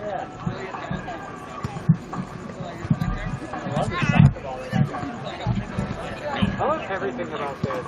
Oh yeah, definitely. Is it on? Just chill. Who am I? Yeah. Who am I? You're Walter, so that's why I'm making sure. Exactly. Hey, I can do this right. I just can't do the editing right. Okay, you good. All right, we good. Bam. It's your boy Walter Ford here at the Activated Podcast. We over here in front of SDPD. We've been out here occupying the space for a little while now. I haven't been here the whole time. Sin has been here more than me. So what did I miss before I got here? How did this start off? Actually, I have not, but I've been my bad. I'm sorry about that. I got here, no worries, but I've been keeping up with it because I know people who've been here then. Exactly. Okay, well, inform me because we don't know kind of how this is going. Okay, yeah. I mean, it started just down the street. I mean, everyone congregated over there and then moved over here. Honestly, the police, I think, expected us to just do what we've been doing in the past, march or something, or be in the intersection. So they were preparing for that kind of thing. And they were not preparing for this. Right? To just be right in front of the door. Exactly, right? Yeah. Right. Okay, explain what's going on right now, right behind us, because this is kind of lit right now. So basically, this is just occupying. I mean, it's just about wasting their time and money. Demoralizing them, making sure they can't go home to their families. So yeah. Spending that time, yeah, we gotta work. You gotta work. Basically, also, it does cut into their budget a lot when you make them work overtime and gear up like this and that kind of stuff. Exactly. It's crazy how they got to gear up for people to sit down. Right? Isn't that crazy? So yeah, well, appreciate you saying, man. Hey, keep doing what you're doing. Thank you. Anything you want to tell the police? The police? Just that I hope we abolish y'all soon. That's all. Fuck them. This has been an Activated Podcast. Thank you.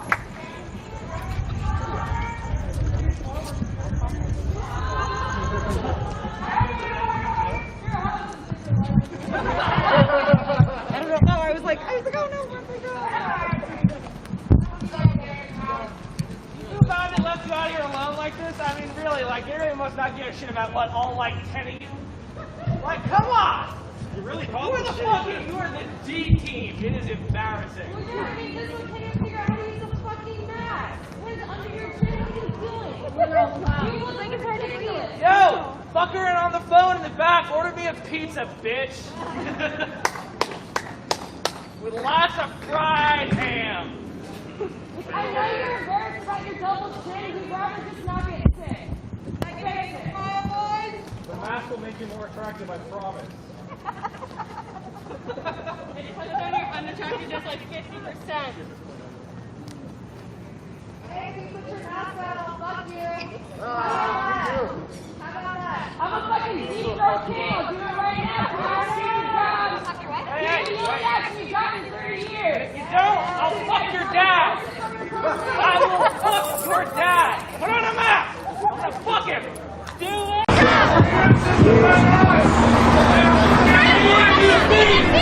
What you say? Before you start talking, what is that so fucking stupid? You have to call it. I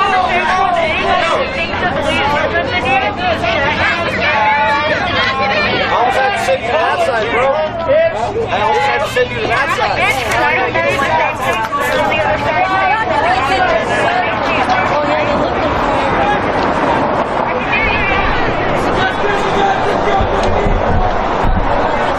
Hey, I just want to talk to everyone here, not just us. How many of you are actually here to do something?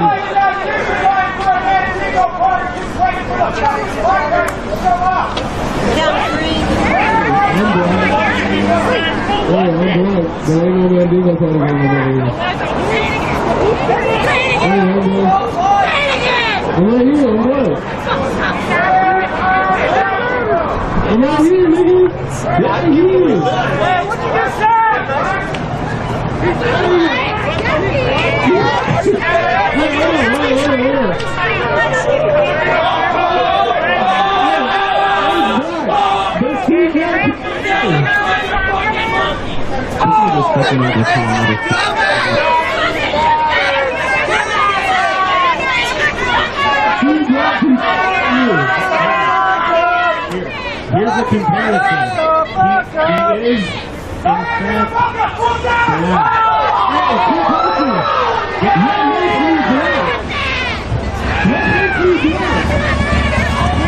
What makes me black?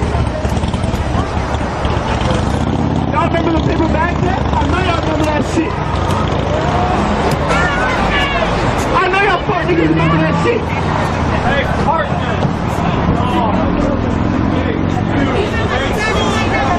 Why are you guys all of a sudden stay quiet?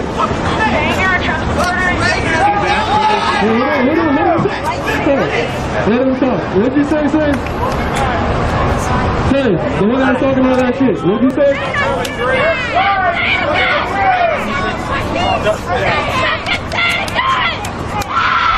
Oh no, I still can't hear you, Say. Hey, tell your wife to stop screaming so I can hear you. Alright, talk. What are you doing, We're waiting for what you have to say. Call Mark is a pedophile! Hey, how many of y'all actually hate black people over there?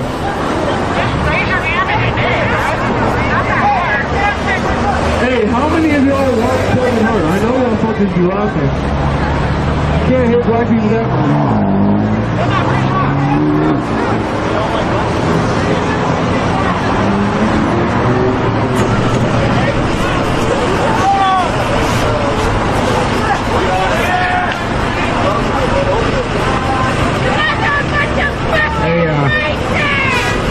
We'll say north side of the street. We'll call you that. Hey, north side. Next week, show up with a whiteboard. Out of all of you, scrounge together a whiteboard, and we'll start talking about problems. How about that? You just responded. Let's not that fucking right!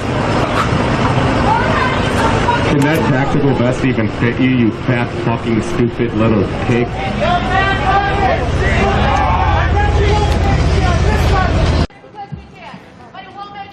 There go Bernie Mac from Boys in the Hood.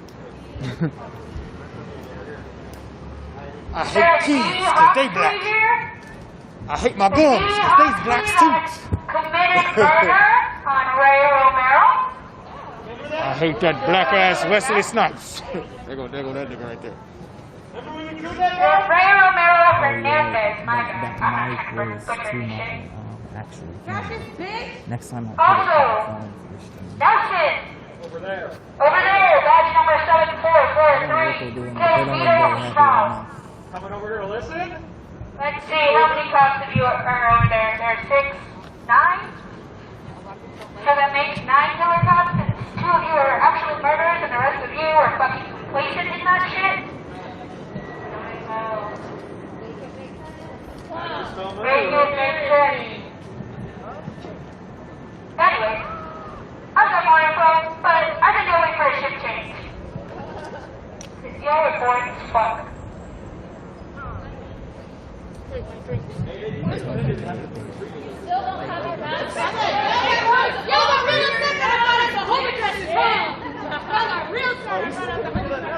It would be such a shame if someone were to show up at their home addresses, right, everybody? It would be a real shame. That's crazy. I know.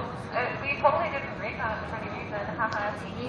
We're all gonna go home and fuck your wives. That's what we meant. We're not gonna like do anything. We're just gonna fuck your wives because it'll be the best. They killed Like 34 this people pussy in is 6 gonna be years. the best thing that she's ever had. Just saying. First orgasm of her life. First orgasm of her Fam, fucking you're life. talking I'm gonna about give it to her. protesting people in Chicago. Your We're ass queers ain't out even here been to to Chicago. abolish cops. The first pride was a motherfucking riot. So if you're queer, you're out here saying, I don't cops, and like, I don't want to gatekeep, but you're not fucking queer. Like, if you don't stand with march people, if you don't stand with black trans lives, if you're not really cool, what the fuck are you doing? If you're not out here talking shit to cops, if you're not out here denouncing white supremacy and the white supremacists in front of us, what the hell are you doing? That's another thing. Get out of here talking about Chicago. The right wing trolls like talking about Chicago. Oh, okay, well, you know about Chicago then. You was born there. But being born somewhere still 48 hours. I know that's how you pass high school, but wearing a mask Because not I got on your my nose doesn't count as partial credit. Dumbass. Yeah, I've been lately. Shut your dumb ass up, bro. What are you digging in my ear for? So you can hear me better? Good. Just not gonna sit. Did you see that girl? So you Oh gonna get on yeah, my she shit was and call talking me a about dumbass? I'm not being dumb. hoaxing. She was calling it hoaxing. Yeah, and I'm like, I ain't gonna flex. I ain't read. I was like, ain't nobody finna read all that. She was just talking nonsense. You said somebody put what? Bro, she was like, I woke up this morning. Somebody was This is my fucking building. I fucking pay for this building, and I'm pissed the fuck off that y'all got a motherfucking budget increase, and I have to fucking pay for that shit. That's some bullshit. You know what? I want women to go to schools. I want women to go to my own community. I don't want more of y'all in my hood killing more white people, more black people. I don't want that shit. And I have to sit here in this fucking system and let that fucking happen. Let myself fucking pay for that. That's bullshit. We gotta abolish all of it. The whole damn system is guilty as all fucking hell. Fuck America. What has America ever done other than enrich white men? What has it ever done other than enslave black people, than steal land, than sexually assault indigenous people? What has it ever done other than harm? Absolutely fucking nothing. Pay all of you to fuck off in the meantime till we abolish you? Would that work? Oh, that really racist, huh? A messenger of the Most High. Y'all are some greedy motherfuckers. Y'all out here, So right? we'll pass you here, funny as hell. Like, this is actually good. Like, if I get to just sit here and harass y'all, like, and I'm paying for that, that's a good use of my tax dollars. Like, I'd rather not fucking be here, but if I'm gonna pay for everything that you have on right now for this building, then, I mean, I guess I'm getting good use out of it right now. Getting our tax dollars worth, baby. I love that. Work for us. Rich people.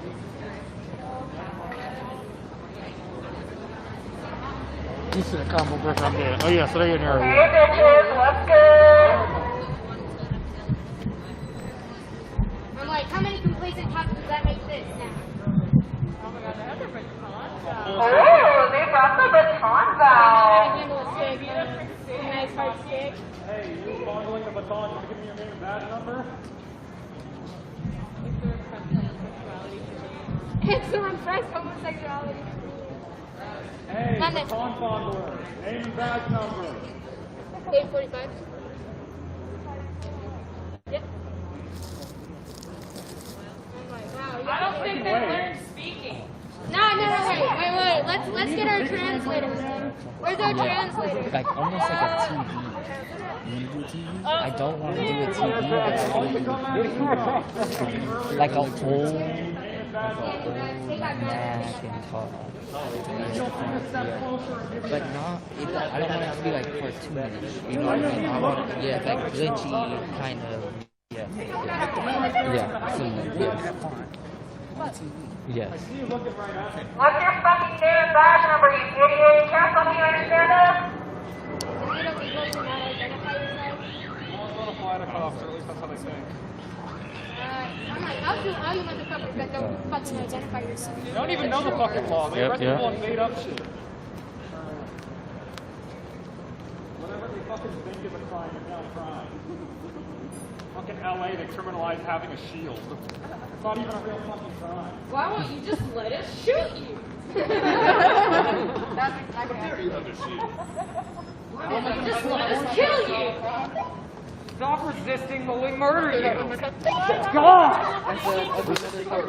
My wife lets me beat the fuck out of her. Why won't you?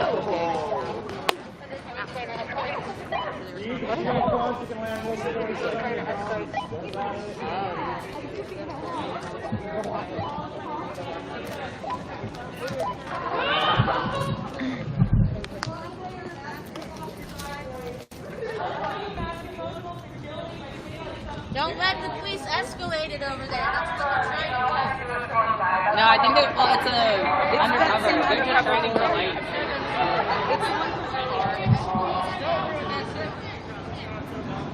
I got it. You're good. I got it.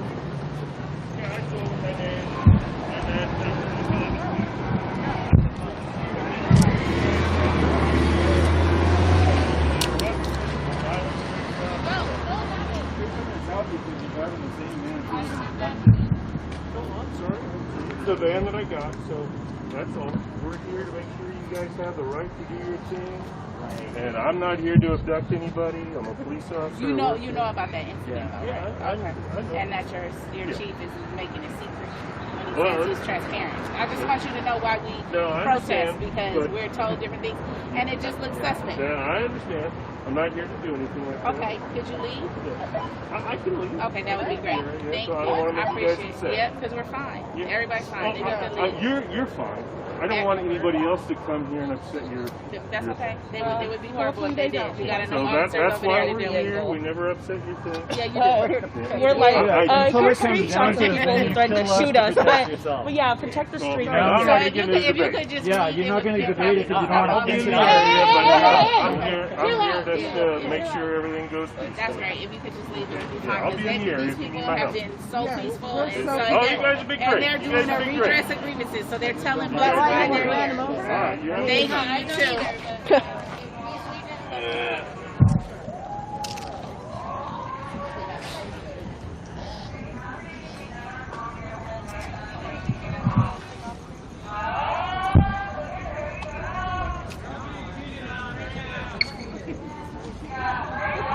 I know, I'm starting to get people that recognize me, and I'll be like, oh, so, let him know.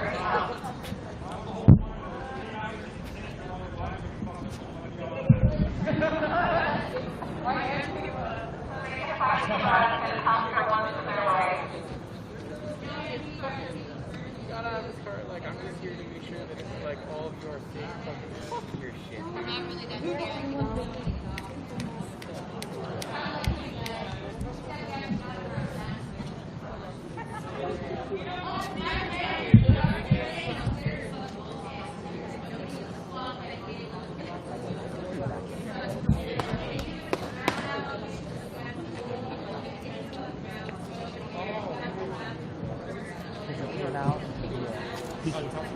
Yeah, he said like, oh, I'm not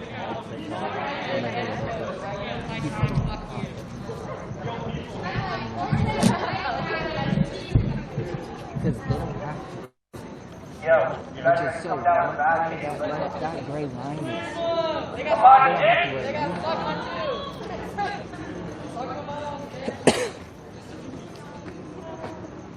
When I hear your wife is with Pop, like, it's gonna be the best thing she's ever had. Like, nothing will, like, I know you love to see her and all that shit, but, like, I'm gonna take it over character. You're just gonna have to carry me, you know?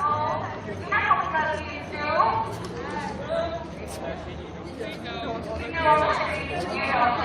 Alright, so you have to be never very clear before.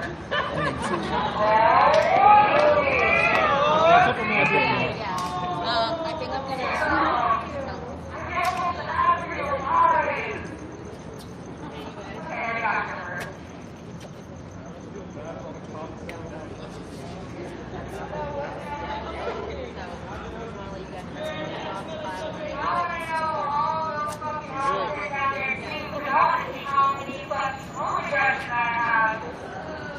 It is. And yes, please have your voice number.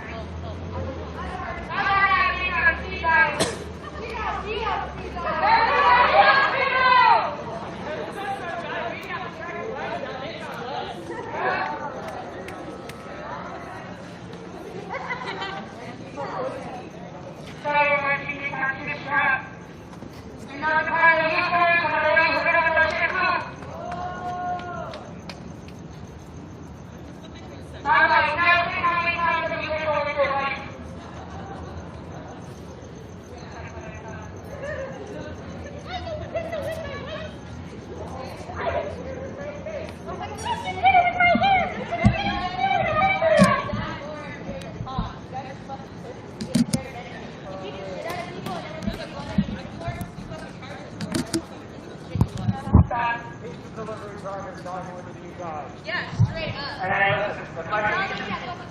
If I see delivery driver kills me, they get in trouble for it. Y'all have less responsibility and accountability than teacher delivery drivers. Think about that. That's why we call it anymore.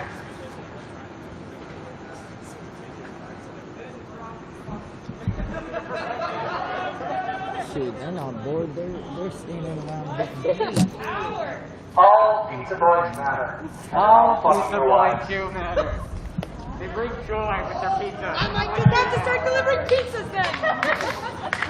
They're going to deliver their long, hot, steaming sausages deep into their unloved crevices, where your tiny, shriveled dicks could never reach, and bring them to unknown heights, and relieve them from their deep, deep sadness of having such shitty, inadequate pigs as husbands.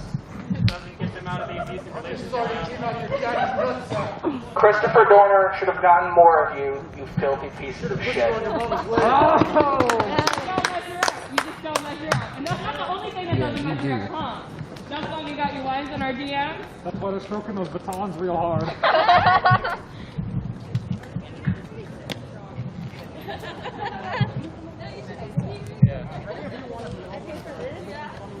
Are y'all friends with Joseph Hey, Rivera? hey, I got something to say. Face off today. Y'all might not know much about your wife's anatomy, considering the fact that you love her in that Mexico, folks.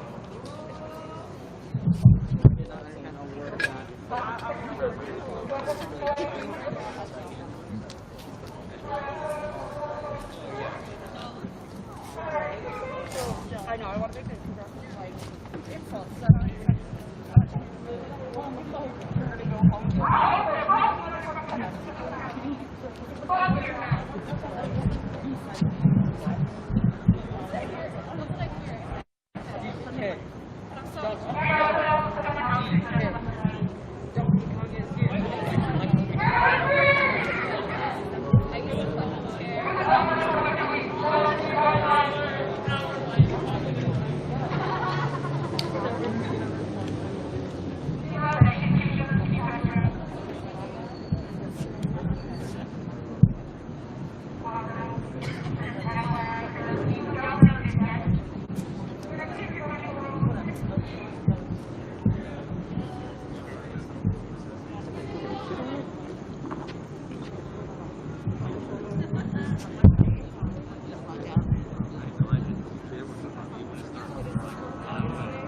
My mom got flagged.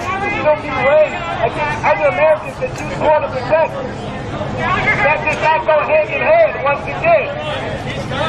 Perhaps individualism. If you're a veteran, you swore. You are being praised. If you're a veteran, you swore an oath to this Constitution, so I want to say, telling him to go home is the right thing to do, and you know it's the right thing to do, because you swore. This used to be 5, 6 years strong a few weeks ago, and it stopped. It wasn't for because they don't support what this has become on this side. It was already strong when it started.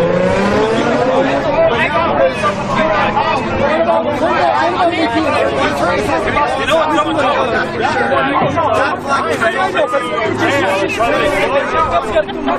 Hey guys, we're on camera. The point point is, that doesn't belong. That's your opinion. All right. That's your opinion. No, that's the same as them. That's your opinion. You wanting to burn the flag. That's history. They are destroying history. We're keeping history. The Confederate flag stands for rebels and traitors to the United States. Wait. America. That's what it stands for. It doesn't belong there. I need a drink. Who's making a run to QT? Let me know. I got money on beer. You're she's right over here.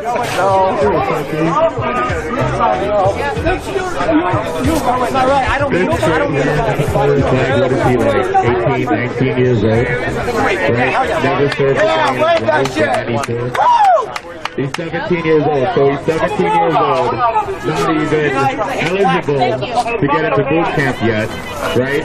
And he's a veteran, and you just allow him to go to the Constitution. You're spitting on your oath to the Constitution. That day that you stood amongst your fellow boots and you swore to the Constitution, you're spitting on that day. You guys even out here still.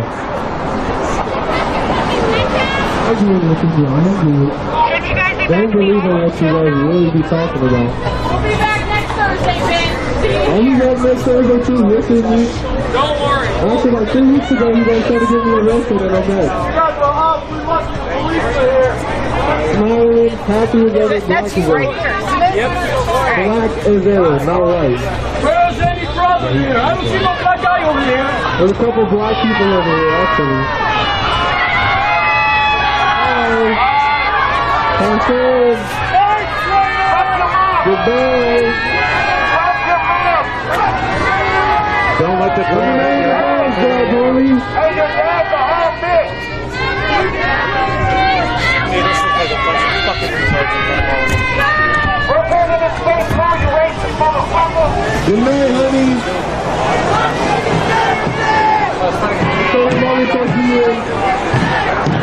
Alright, now that Bonzo went to bed, so now that there's some people that Hey! You! Black guy! What the fuck? Come on! Yeah! Why not get Barbara? With the Blue Lives Matter. Yeah, what the fuck? William, what the fuck are you doing? You just see a Harley Quinn speech is like, I'm gonna be hip for Halloween. Like, what the fuck? You got a lot to answer for, bro. I'm really not a bad. Let's answer for it right now, bitch. Hey, hold on, your mom's still here. Hey, Big Samara, see your body here, man.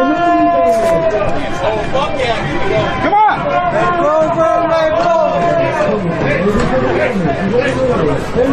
Make an effort to cross the street, you're going to get arrested. And you're going to give them exactly what they want.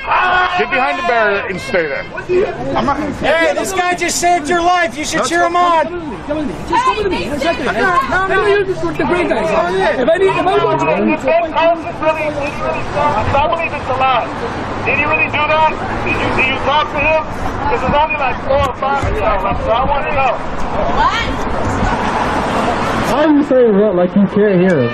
You said what after he was done talking, so you heard it. I'm talking to... Barbara, you don't put shit in your belly. I'm really... Hey, do you know how to feed a chicken?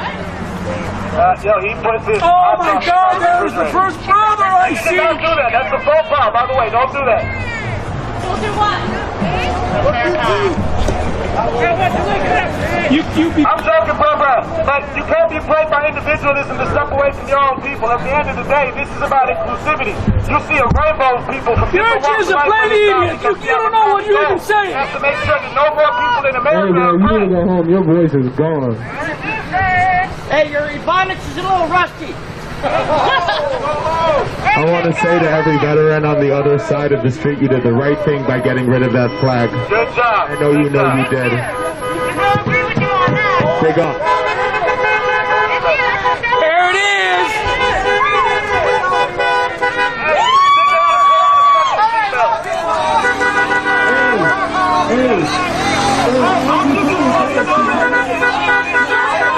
Hey.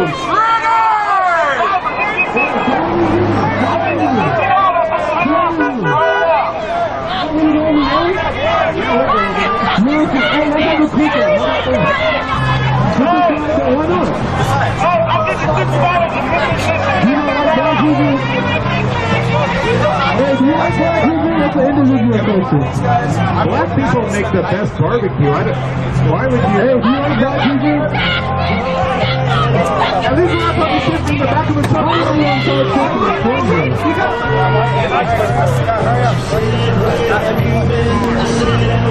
Hey, who the fuck is this guy, Cynthia? At least we're not talking shit from the back of a truck, bro. Oh, hold on. You want these crates? You want some crates on? What are you, 5? How are you gonna say come on knowing that they fall for it though?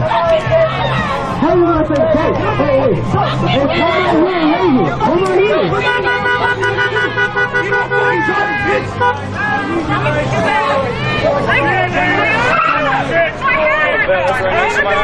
Stopping all that shit. Drives around the tundra. I'm not even making a legal Not U-turn. anything. Hey, what the fuck is that? Come on, officers. We can't even make an illegal U-turn over here. You're gonna have, Andy, the racist bastard, Mega Man over there, drive off on your fucking truck. Maybe because they want him to fall as well. This is the officers all the time. I'm not y'all been out here for a while. We're sick of I know you're talking about having to eat. Yeah, Captain Confederacy dilutes your message. What did you say?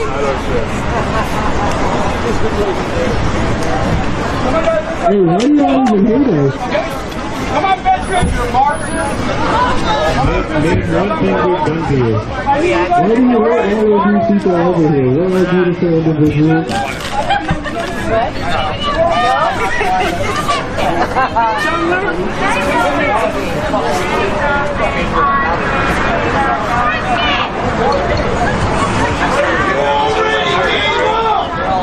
What did you say? That's why you're a fucking Democrat! Hey, give us your fucking voice! That microphone back in! You don't believe in my voice? Just to put independent thinkers, you fucking jackass! Independent! All of us are Democrats, Well, I just want to mention another black person who just arrived.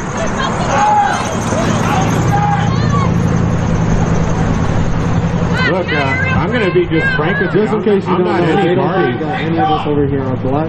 So just keep it on the DL. We ain't black. We all white. We don't trick you. Yeah. You know, I think it's really funny that you guys claim to be small government and shit, and you're over here fucking deep-throating pigs. Deep-throating pigs. You know the further left... I hope you sound like the chick, she said.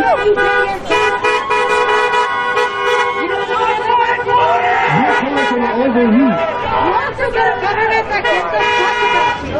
But you wouldn't know that because you're so fucking brainwashed. Hey, can you speak up? The car just went by. The truck's fucking car. What is it? Cat dog? It's one of the things. You're either a truck or a fucking car. You gotta pick one. You're an idiot. I didn't buy this. You don't know how to play a game. Everybody's a fucking...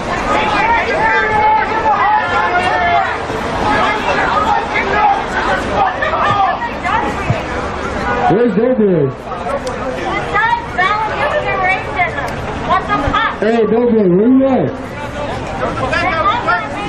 I'm just Andy. Where's Mega Mandy? I see it. No, he's okay. He's okay. I'm chill. Hey. You must have gone with the cowboy hat, man. Hey, Doughboy, turn around real quick. Turn around real quick, Doughboy. No. You stand in front of the flag. Hey, you came here extra and piss on it too. Hey, subscribe to my OnlyFans. I only piss on American flags.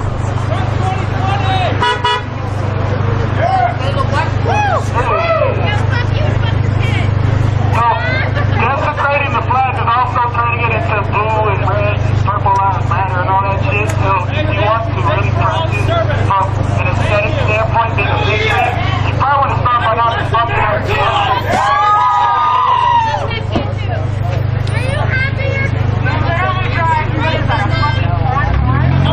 Hey! Anybody over there of the ethnicity? They say melanin in them?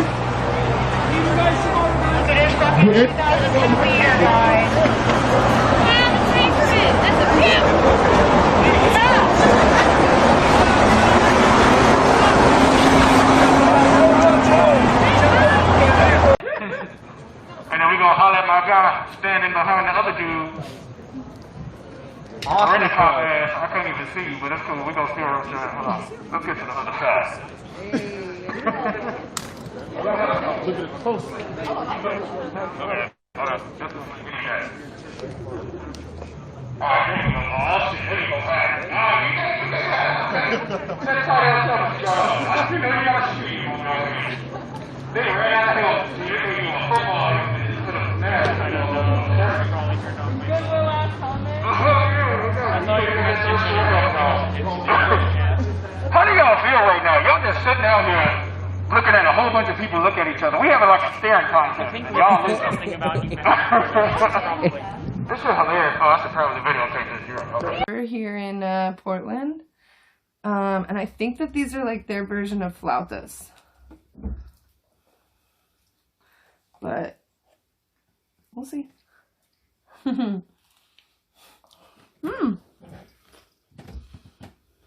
Mm-hmm. On here. Mm-hmm. Green Cholula. That's my favorite kind. I don't know if I've ever had the green kind before. Jalapeno and poblano. Mm-hmm. Okay. Also, hi everybody on my stream. This is the only way I can read your comments because I can't see without my glasses. So yeah. Okay. So yeah, basically the idea here is we're gonna just chill for a little bit, and then at some point we're gonna like introduce the podcast and then do the podcast. But we thought we're gonna eat. We may as well turn the stream on a few minutes early and start doing this stuff now, and then y'all can like hang out and people can have some time to get in here before we start. I know last time people didn't really know when we were starting or what was going on, and a lot of people were showing up for the VOD or partway through or whatever, so figured this is kind of the ritual, I guess, for podcasts. We just like order food and maybe Chiefs and I were talking about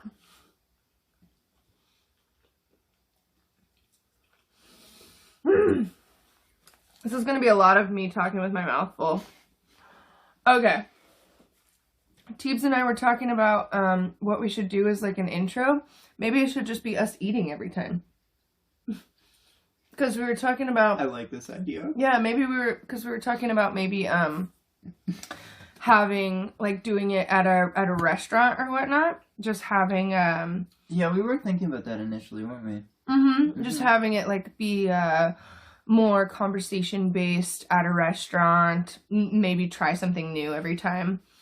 But it could be, like, just us eating whatever we ordered. And then as soon as we get done eating or, like, we find a stopping point, like, that's when the podcast portion will start. Yeah. We haven't talked about anything other than tacos yet, and chat's already saying fuck Ted Wheeler, so I love y'all. Yeah, I know, I already have fuck Ted Wheeler in mind, too, so. Beautiful. Yep. Hi, Taco. Oh. Hey, pals, I'm glad you're here. It's green. It's the jalapeno and poblano, because I'm a baby. That's tasty, though. I know, isn't it so good? It has more kick than you think it would. But, for as spicy as I can be, I don't like to handle as much. Me, I'm all about spice. Oh, is Taco still back there? Oh, he like moves around. There's a stream of me earlier this year, I think it was. Some of y'all might remember who have been here since before the protest days. These are like flautas, just so you know. Yeah? Uh-huh. Exactly what you're hoping for. Uh-huh. Did you figure out what the green dip was? If I could. Did you put it on top? Oh, no. It's I'm just gonna be questioning the dogs come out here. So, don't worry, hey, don't worry.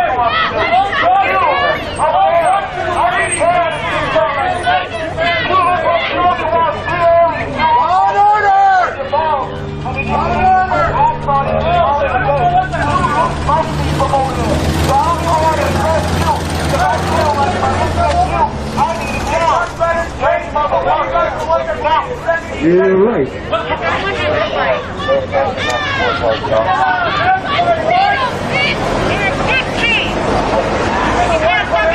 Assault and started monsters with Zelensky with ads and monsters.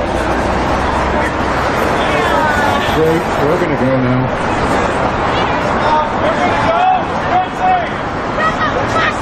Oh, you triggered? Here, let me tell you. Hey, well, keep the people over there. Keep the people over there.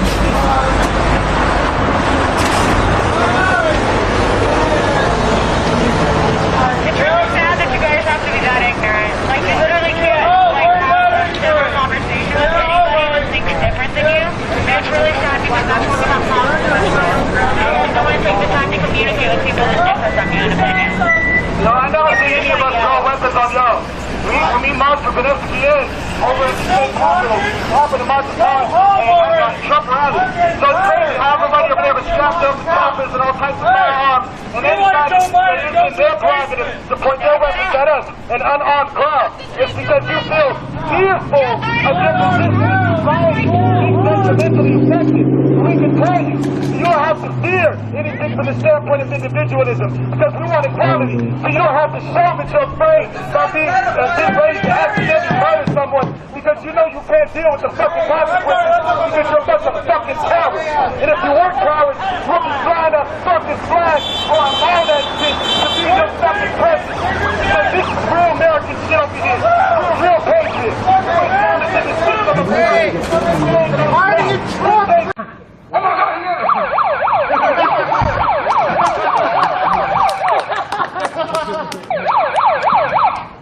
Immediately you did that. Say, oh my God, what the fuck?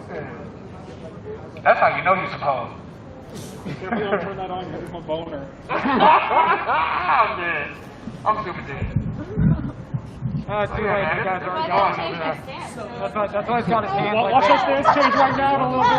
Hell yeah. We already know what it is. We know y'all out here sexually assault motherfuckers and beating up people of color. And y'all really like to beat up women. I'll keep that too. A lot of y'all are switching the shit out there. It's like 18-year-old girls. They're like, ooh, easy target. Oh, man, thank you, boy. Oh, soft. Oh, mad soft.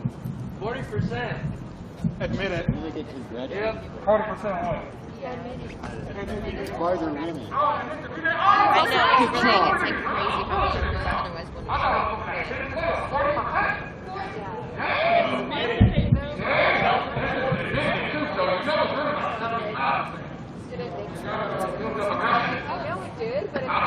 crazy how much it otherwise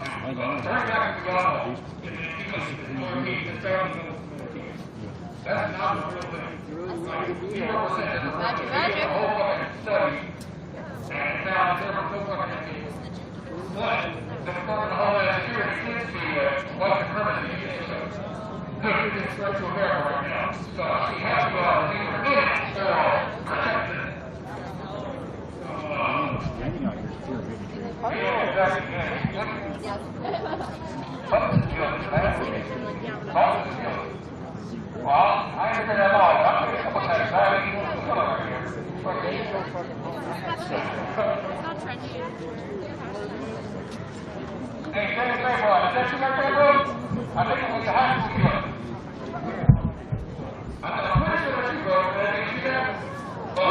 little dick?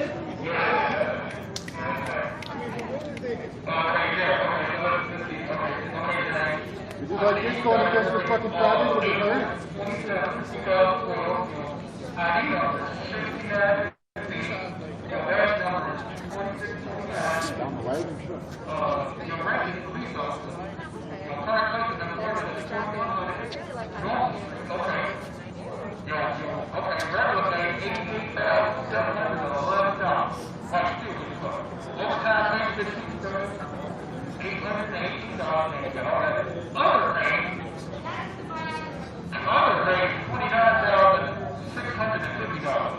So you totally make $134,000 to see over there.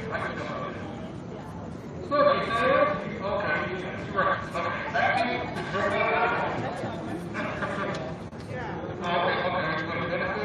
Benefits 19,690. Total paid-in benefits 153,877.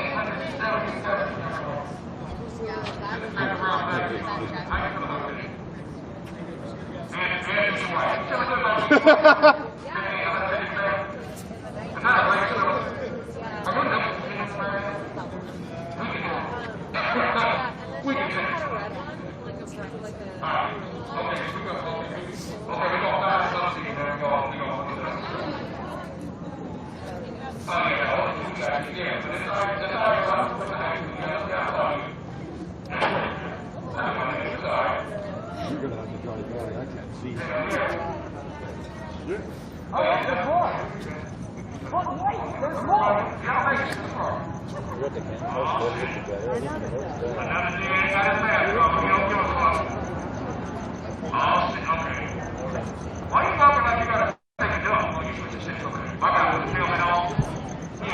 He had a scared of these words. Now put the helmet on.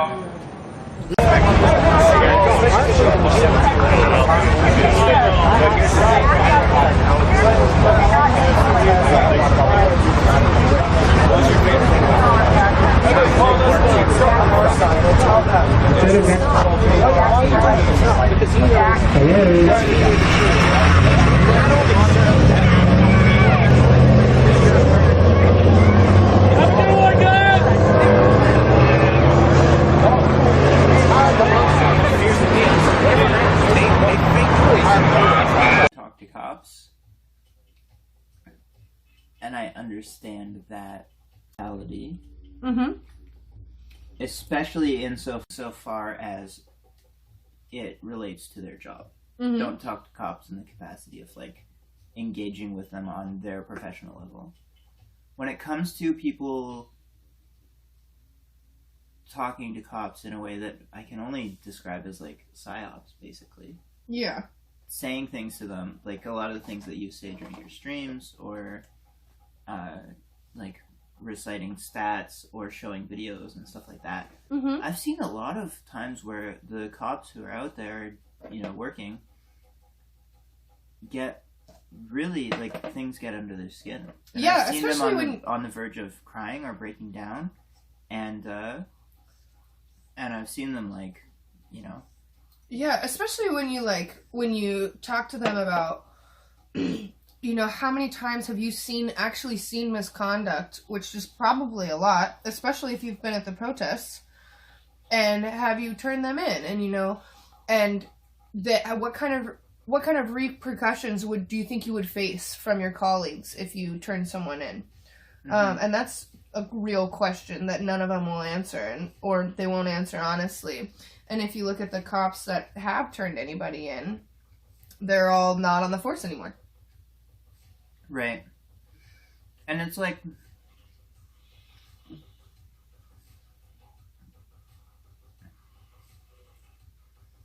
anyone who's like overtly problematic is not going to care. But there are people who are sort of along for the ride, in some sense. And that doesn't make them good cops, but it makes them susceptible to those type of conversations and, like, people talking. And I think in some cases it can be useful in the sense that, like, I've seen cops on the riot line looking like they're on the verge of tears and like they don't want to be there. And that type of pressure and that type of atmosphere is how they should feel when they're out there at a protest, tear gassing and beating people up. And so if people don't talk to cops, but talk at cops. If you can talk at cops and make them feel that way while they're doing their job and, like, enforcing that system, by all means. That's what I say. I don't talk to cops. I talk at cops. Lost my fucking vape pen. And not this one. Is it behind this tacos? You know, it might be. No. Not the big vape? No. Second pen? You got too many vapes, I can't keep track on that. I know. Is it by your keys there? That one. Story of my life. Story of my life. Okay, teens, finish up your taco. And then we're gonna do podcasts? Yep. We're just doing mukbang so far. Exactly. Woke had both our streams up for a minute. Amazing. And we didn't have to fight with chat this time. Like, getting it up. Well, that's what they said. No problems getting it up. Oh, God. Cute. I hope this sauce is okay. Just realized. What do you mean? Oh! I've been eating a lot of it. Yeah, you have. I'm sure it might have sour cream in it, but. God damn it. I'm gonna do like what we here doing and fuck the police. More like that. I wonder if I could I'll say okay, I see you out here. be like, I don't know if you can see it any better now. I'm trying to go. Turn around. Alright.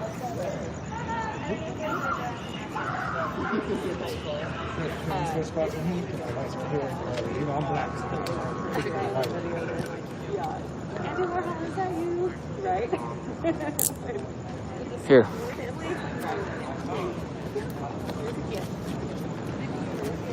Okay, yeah, you ready? You good? Yeah. We're here at Activism Podcast, still at the SDPD downtown.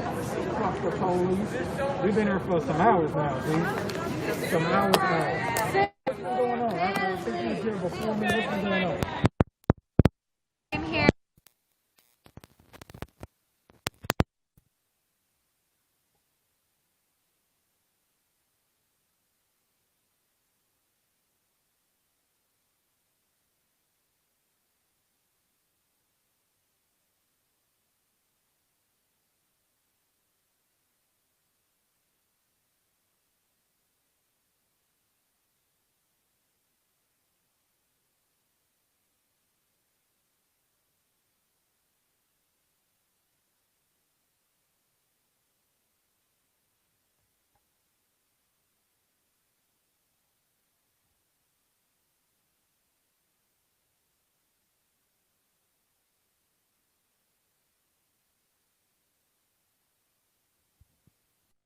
Oh, I love it. Oh, yeah, I love it. Anything that you would like to tell the police. Whatever you want to do.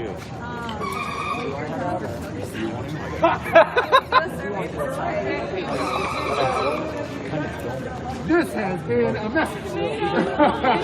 Fuck the police. Loose.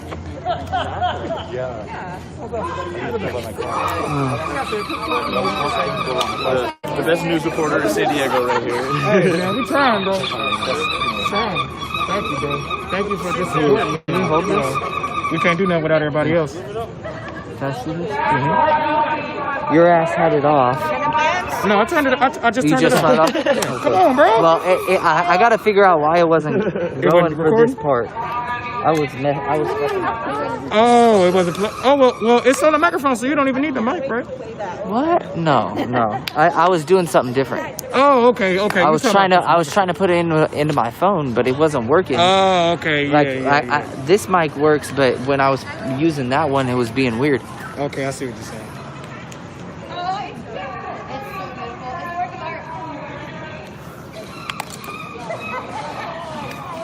Yeah, we good. You ready to go? Yeah.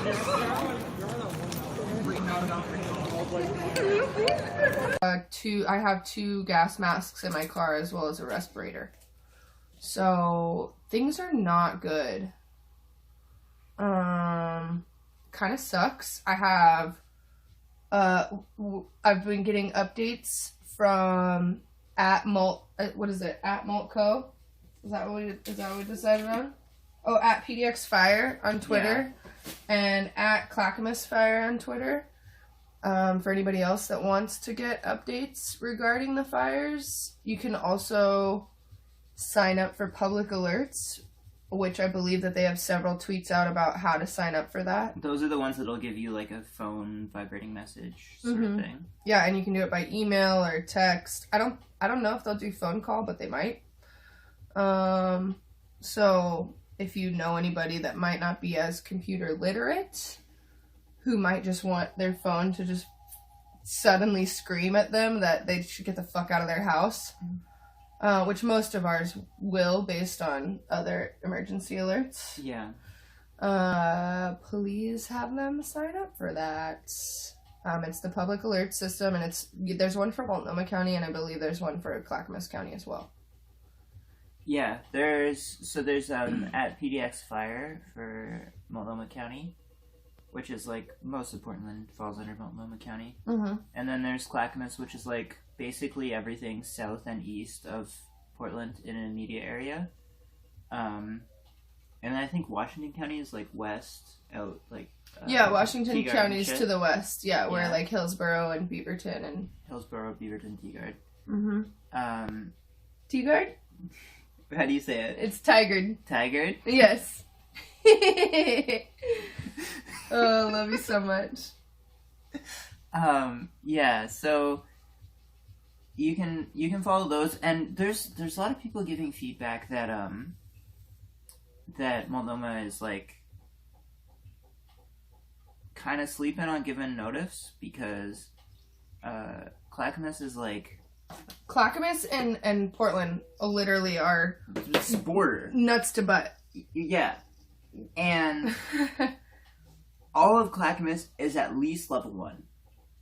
Most of Clackamas is level 3. Well, not Clackamas, the city itself. Clackamas County. Clackamas County. Yeah, yes. Yeah, it's an important distinction. Yes. But yeah, most of Clackamas County is level 3, and I think all of Clackamas County is level 1 almost. Yeah, well, that's pretty much all. I don't think that Clackamas itself is in level 1 yet. The last because I saw, it was the whole thing. Because I saw that, yeah, so as far as this, Clackamas is just a little farther north than that. So that's where, like, I mean, we're right into Milwaukee here, though. What? This looks like county line to me. Clackamas Community College.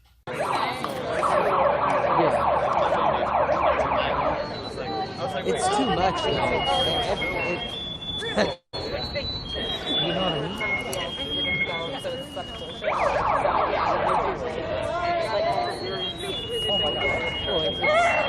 Actually, if we're gonna be in trouble. Cursed. As unfortunate as that sounds. Which is where the title of our fucking first podcast episode comes from. Clackamas City is level 2, they're saying in chat. Clackamas City's at level 2. Interesting. Okay. Thank you for that update.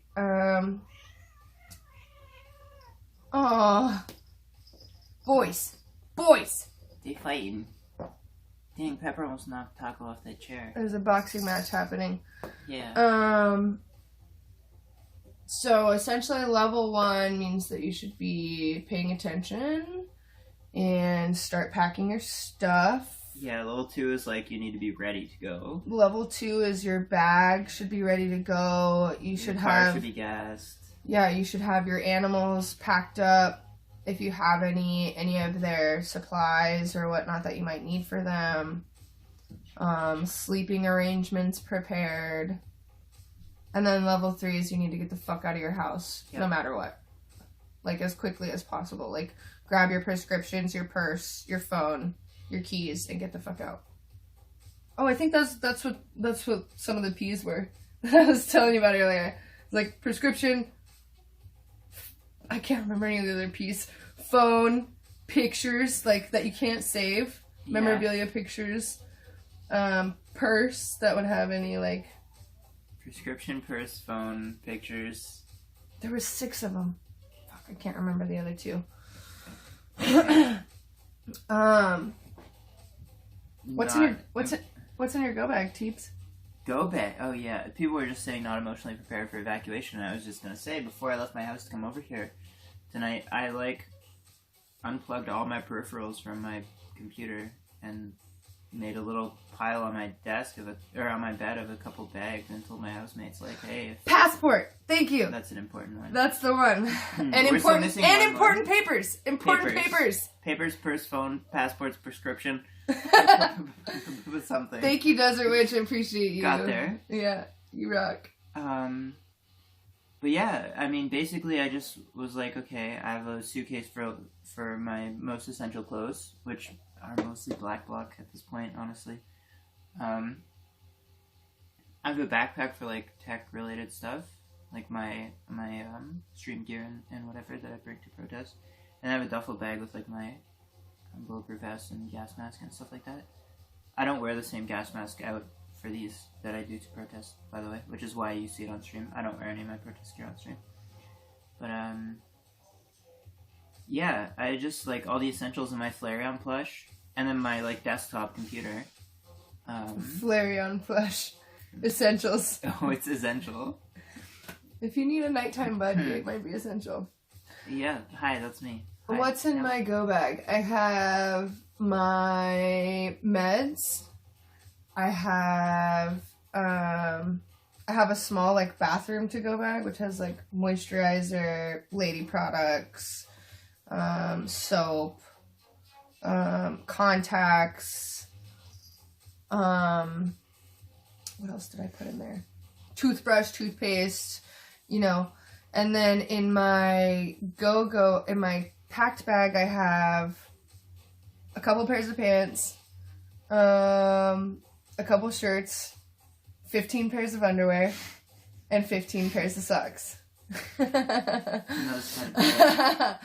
And that's my partner and I always make a joke that you always have to pack like you're gonna shit yourself twice every day. So there's always extra underwear and extra socks. We're not almost to his box of claws, are we? Yeah. Goodness. Yeah. You killed it, Teeps. Okay, yeah.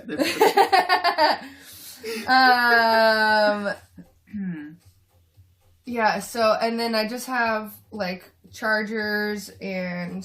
Oh, soup. Don't forget soup in your go bag. Soup for my family. Yeah, if you have a family, make sure you pack some soup. Make sure you pack soup. What's nice is that, like, a lot of stuff that I would, like, preparedness stuff that I would put in my go bag is already in my protest pack. Mm-hmm. And so I just grab my protest pack and my go bag, and I have a bunch of tactical shit in my car already, so I feel like somewhat prepared for this. For sure. I noticed that a lot too. Like, there's a lot of overlap. We were talking about this earlier tonight as well, how, like, COVID normalized face masks for protests, and then protests normalized gas masks for wildfires. Yeah. Like, I've been walking around with this 40 mil half face mask. Yeah, more on people today. know where to get, like, full respirators and gas masks and it's now. like, because of protesting and... Yeah, totally. I was gonna say lifestyle, but I don't think it's... I mean, I don't know if that's good optics, but it totally is. I mean... Yeah. Oh, we're on the woke. Hey, woke team. Appreciate you. Yeah. Okay. So did we get through our protest? Our fire list yet? Our fire list. We got some bullet points. We came prepared. Y'all. Oh, This is a yeah. real The high effort. We already got podcast. through like whether Multnomah County is sleeping on Southeast being evacuated. Oh yeah. So they're just at this point they're basically Cats are fighting. I know. I want him to come fight behind us. That'd be pretty epic.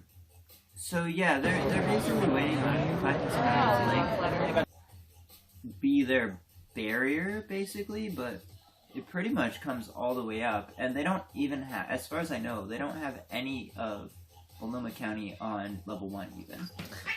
Yeah, as far as I know, and the a lot of our Multnomah County resources have been put towards Clackamas County, and a lot of the firefighters in that area have had to strategically reposition because the way that Pepper, your collar came off.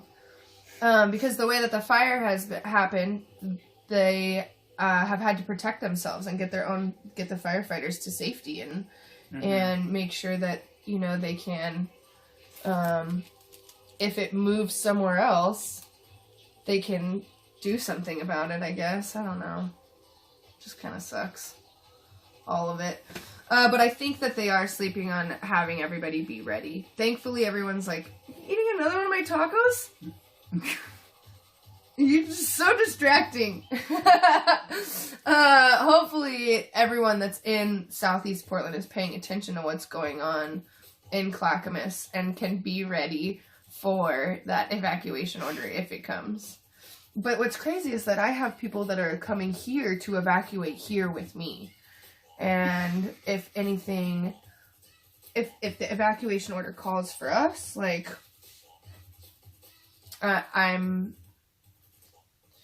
it's interesting to see where people will go. We were talking about, like, the whole West Coast, like, burning, like, what would happen, where you would go, where you would evacuate to. Like, Canada isn't accepting Americans right now, even if you have a passport.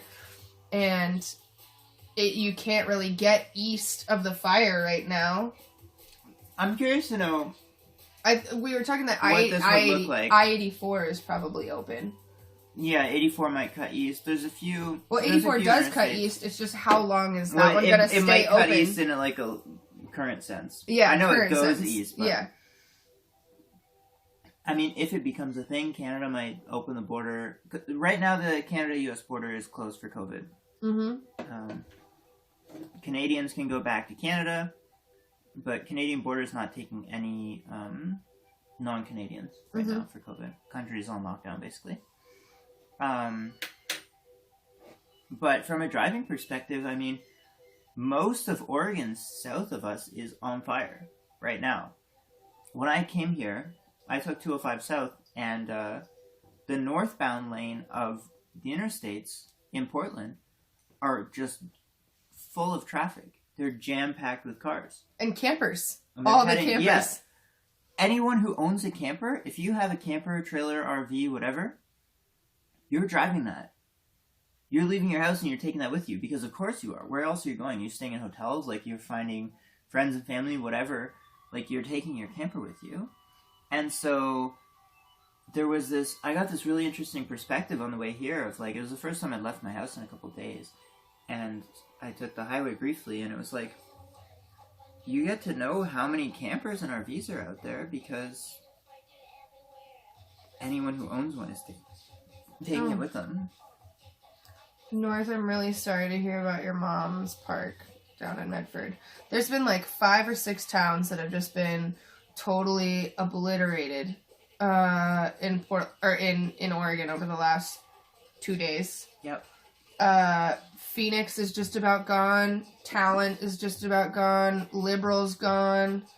I mean, anything west or east of Salem is gone. There's a huge hole in the middle of the state. Yeah, it's just, that's it. Damn. Just insane.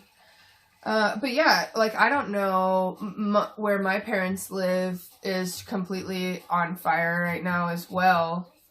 And so I wouldn't be able to like go stay with my parents, and anyone I know is dealing with fires all around them right now. And I don't know what it's like in California exactly, but like, are they heading south there? Like they can't head north and get through Central Oregon. Unless, I was thinking people might be able to go on the very, very coastline. Well, yeah. Well, I know that there's fires all around Lincoln City right now too, though. Because I mean, that's where your sandy, smoky dust storm came from. Yeah. Mm-hmm. So. Fuck. I don't know. It's crazy. Talking about Chuds have been talking about how Portland's burning down every day, and now areas. Oh yeah. Which I mean, I think that gets into why like we're not protesting tonight is because one, we have friends and family that are all around us that I'm staying here to make sure that I could be updated on any of it in case, you know, I need to cut the stream and leave. It's also just not safe to be outside because we had other journalist friends that, you know, went to go report on the fires this morning that were stopped by armed militia members. When they're clearly one, not in black bloc, two, marked as press, and not idiots. Like, I'm sorry, if you're gonna come out here and try to spread some kind of conspiracy that people are out here starting these fires just because you choose not to believe that climate change is real and this is a historically dry fire season for this whole region, that we have winds that are comparable to the Santa Ana winds, like, just because you choose to believe that weather and climate aren't real and that birds aren't real and the earth is flat, like, fuck you. You don't get to come out here and threaten people with guns that are trying to do their job so that way people like you and I and Teebs can get information as to what's happening. Like, yep.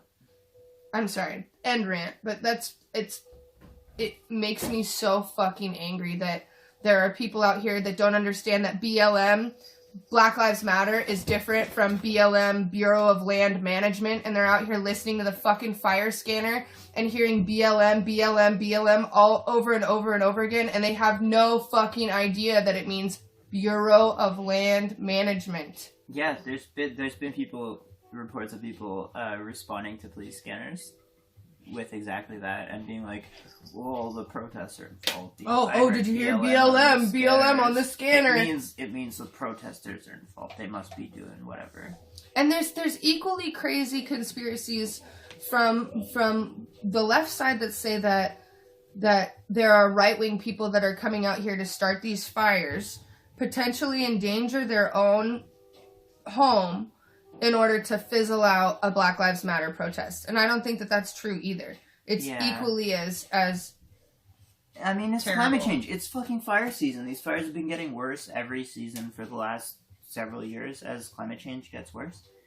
And, I mean, this is absolutely just late-stage capitalism running its course, and the temperatures are going up. We're having record high temperatures all over the country and all over the world. Mm-hmm.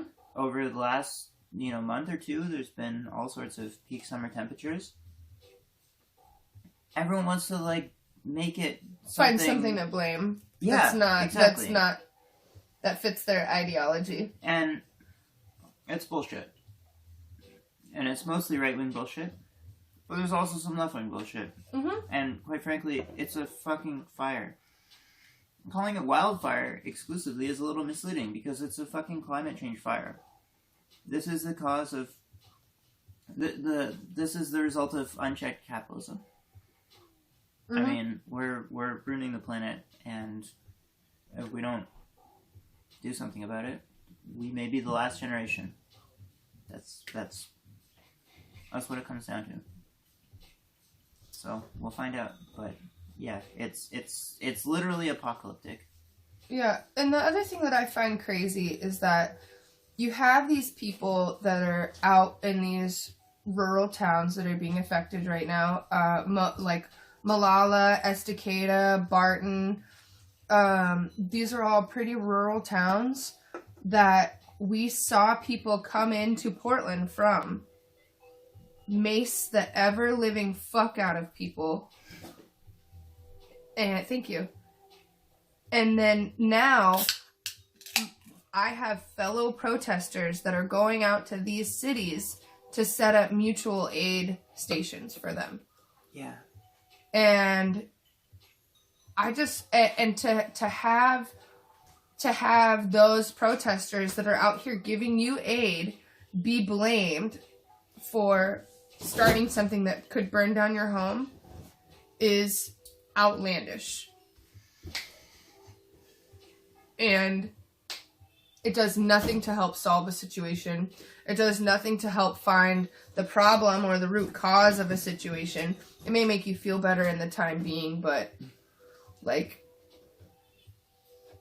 I'm dumbfounded that I'm so proud, one, that I am a part of a community that will go and help people that have hurt them, that have physically, emotionally, mentally hurt them. But I'm also like hurt that we're out here helping and being blamed for this. Yeah. I mean, they're playing both sides. They're...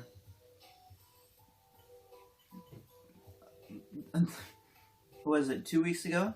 2 weekends ago? When the big Trump rally came through and all the car caravan and stuff. That was that Saturday. It's 2.5 weeks ago now.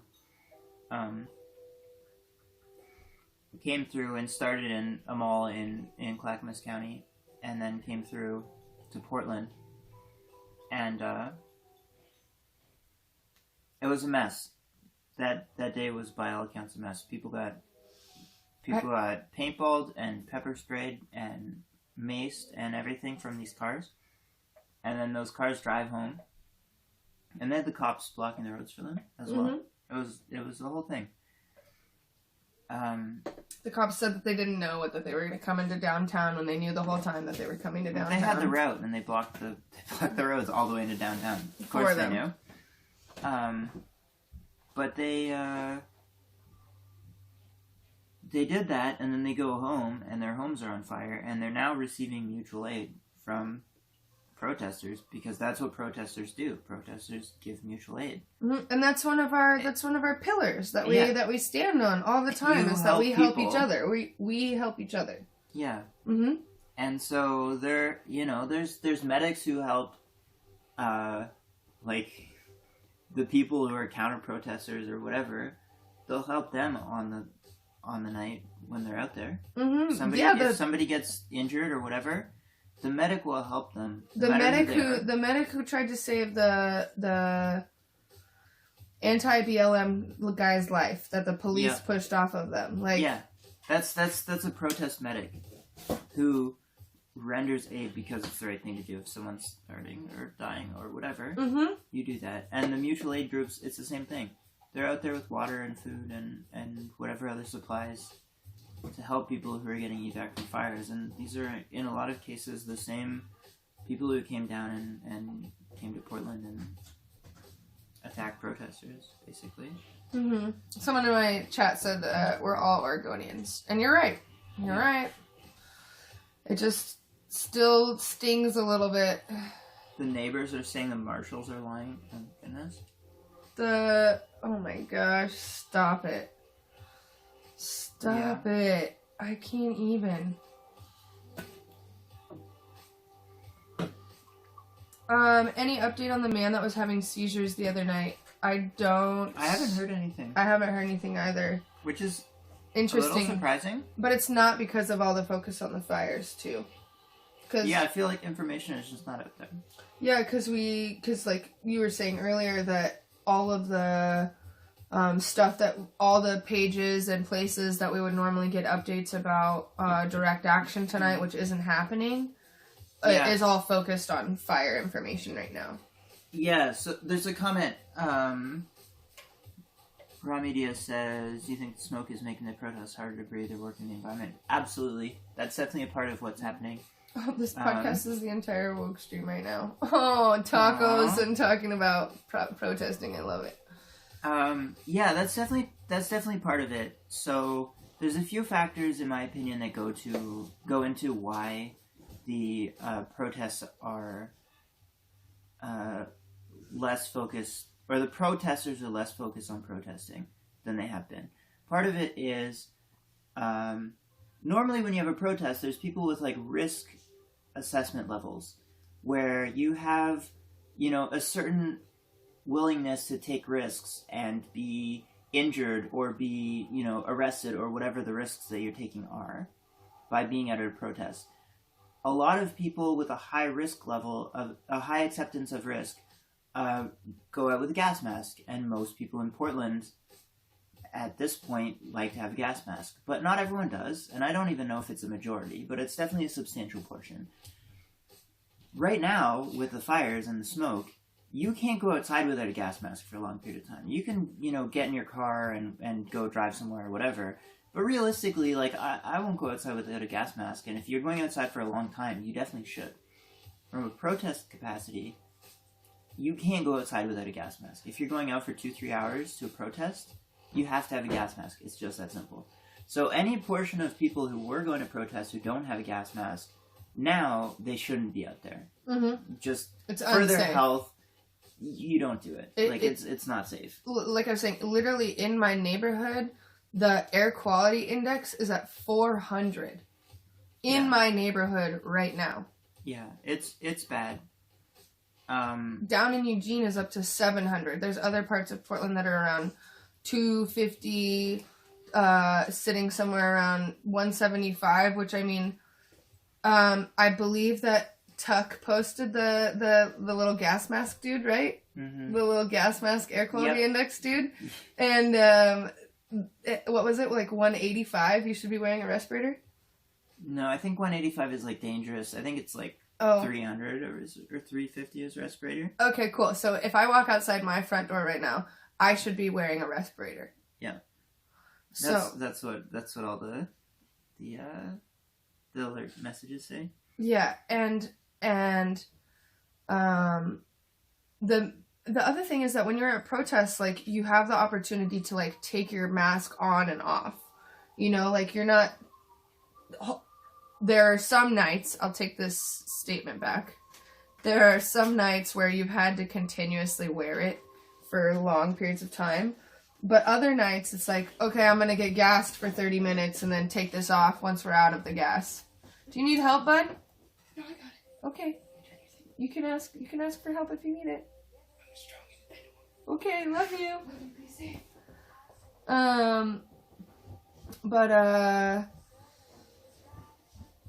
Fuck, I lost my train of thought. Lost it. Yep. I just want to quickly address the message in chat. I have a best practices notification system on my website, tee.bs/praxis. And if you go there, you can see, there's a link in chat, you can see all of my thoughts on best practices. I've also got a statement on Fed use of streamer footage and their weird PR stunt about talking to Oregonian reporters and showing them watching woke in their sit room. And that's not something I really want to unpack on stream right now, but if you're interested in that, you can go there and you can talk about it in my Discord as well. Oh wait, what was that? Repeat that one more time? What about best practices? Oh, what about woke? Oh, showing. Oh, it was in July. Oh, okay, got it. Yeah. Got it. It's old news by now. Okay, but got it. People are asking about it. People ask about this stuff all the time. They don't, I mean, I have public-facing statements on what my best practices are and all of these things, but people still ask and DM me, and I get hate messages about it all the time, so. Anyways, just wanted to respond to that. That's why I don't have best practices, so I don't get any hate messages. No, just kidding. It's the reverse. I'm just kidding. People never read them. Yeah, that's okay. Apparently you can't sit in your house in Clackamas right now without the smell of smoke. Yeah. That's fucking Inside. insane. It's wild. Oh, I already know that this is good. Team Raccoon PDX on Twitter is taking donations for purchasing respirators for children and distributing them. I saw that, which is important because those are hard to find. They're hard to buy. And, I mean, anyone with kids, most of the time, in general context, kids don't find themselves in positions to need gas masks, but we're in weird times. Yeah, exactly. And it's necessary. Anyone who's evacuating with kids, you can't buy a kid-sized gas mask in most places, and the kids need to get out and breathe air. I mean... Yeah, so please, if you are able to, if you have any extra funds, don't put yourself in a hard position. Do not do it out of guilt and put yourself in a tough position, please, because we all take care of each other, and if you're in a tough place, then that makes me in a tough place. But if you're not, please consider reaching out to Team Raccoon PDX on Twitter and making a donation so that way they can provide respirators to children in the neighborhoods. They've already distributed around 40, so...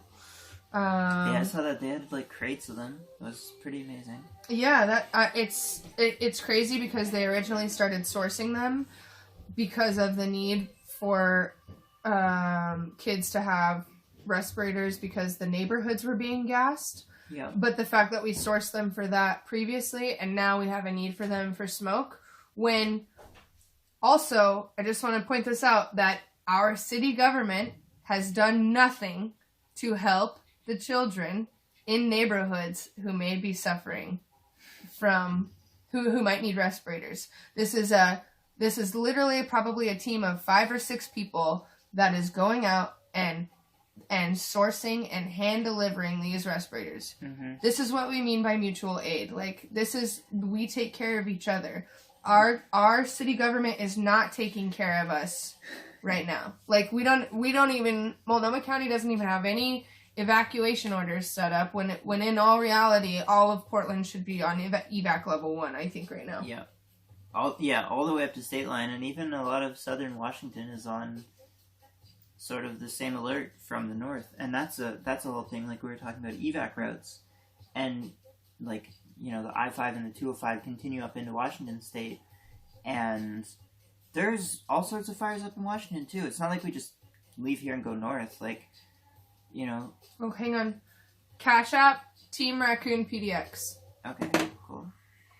Yeah, you can't just go north. You can't just go north. And, like, we were talking about the Canada border before, but it's not even so clear as that. Like, even if you got there, I don't know if they would take, like, fire refugees. That might be a thing that comes up. Watch for that in the future, potentially. But, just in general, getting there is not... It's not, like, just a clear-cut thing, either. It's not like the fires are just in the south. There's, like, south edge of Tacoma is all on fire, too. Yeah. So, it looks like I got an answer to one of my questions that I asked the other night. I asked who pays for PPP's dry cleaning, because I'm wondering, like, you can't, like, how many riot uniforms do you get? You know, because I mean, with the paint and everything. Yeah, Brent Taylor's out there every night, like, getting fucking sloshed and slashed. I don't know. And it looks like PPP only gives uniform allowance to those assigned to plain clothes. So, it looks like they might have to pay for all their own dry cleaning. Interesting. Oh, that's so awesome. Ugh. Teeps, have you been affected by the fires? Like, do you have any family or anything that's been evacuated? No, I'm the furthest south in my family. But I mean, it's a constant thing in my house. Like, my housemates, it's just kind of... I mean, life's already so hard without this. Yeah. Everyone's just trying to, like, do their best with pandemic and everything else that's going on right now. And, I mean, this on top has just been a lot. Yeah, I've had to help evacuate my partner's mom from her home with like fucking 15 cats No, just kidding. No, just kidding. But she does have a lot of cats. I think she has like 4 cats and a dog. 2 dogs. 1 dog. 1 dog. But like, we just went through this whole whirlwind of her like just getting her house back. Like literally like probably a month ago. And now she's having to evacuate it. And it's a weirdly like you're saying tragic feeling to think that she might not have a home to go back to. Yeah. And to think that any plans that I had been making in the fucking near like 60-day future may be totally fucked up. Like all I can do is laugh about it. Unfortunately, it's really sad. Please do not let my laughter deter from that. Yeah. But it's really tragic, like you said. I've had tons of friends who live in evacuation areas. My Facebook feed is just filled with, you know, like it's either does anybody have a place for me to go, or I have a place for you to go kind of posts. Yeah. Or like, how can I help? Like where do I bring these donations? Where do I drop off supplies? Where do I bring my livestock or animals or things like that? So it's had like a lot. It's been a really like a day full of anxiety for sure. Yeah. I felt like a tension headache coming on earlier. I just had to take a shower about it. There's a few things like that just like, I don't know, you see the news and you hear stuff like that, but when you hear firsthand stories like you're saying of people like directly affected looking for places to stay, or like when I was driving on the highway and seeing all the people like evacuating and driving like regular speed coming south and going north is like bumper to bumper, moving at like half speed or less. Mm-hmm. And where are they going is all the other RVs. thing. And it's like, yeah, they're just going north. They'll get to a point once they cross Washington and get a couple hours into Washington where there's fires that are adjacent to the highway, and I don't know if they can get by. Like, it's a mess. It's a disaster. It's literally a disaster. Yeah, because I mean, we're really only focused on like immediate surroundings, but in all reality, we should definitely be focused on the wider routes and where you go. Yeah, wider area of, you know, where the fuck are we gonna go? Because if everything's on fucking fire.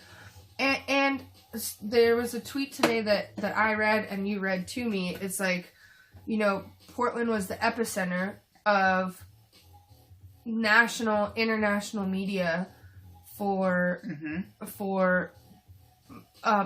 you know, a couple weeks about a 2-block radius for protests for protests that were a majority peaceful. And now that the entire state is actually on fucking fire, there's hardly anything in the news. It seems like but at the same time, I don't know. I guess I haven't been paying as much. I don't pay as much attention to national media, and especially not right now. Not when I'm trying to get updates about, you know, where the fire line is in Estacada. Like, national media is not going to have that kind of shit. But it just feels like if it isn't a ideologically dividing controversy, then it's not worth covering. Yeah, and a lot of it's like, are we going to go spend our time watching these sources and sort of fact-checking them and saying, hey, you're not doing enough, instead of being on the ground doing what we can? And so, as much as that's true, like, not a lot of people have the energy and attention and, you know, platform to do that when there's more important things going on. Mm-hmm. And it's hard to call that stuff out right now, because yeah, and how do you prioritize is the other thing.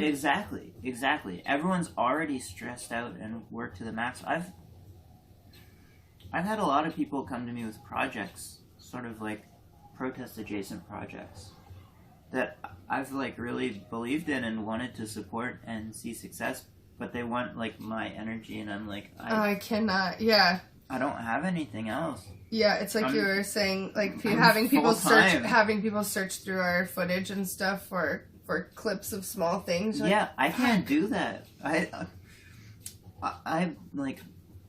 There's been a couple times where I've taken like a weekend off, but in general, I just have this like daily structure of like spending as much time as I can and needing to just completely dissociate and like do nothing the rest of the time. Yeah, that's what I've done for like the last 3 days. I was planning on going out to protest tonight, but like we said, there's so much air quality, yeah. So many more important things that I think need to be.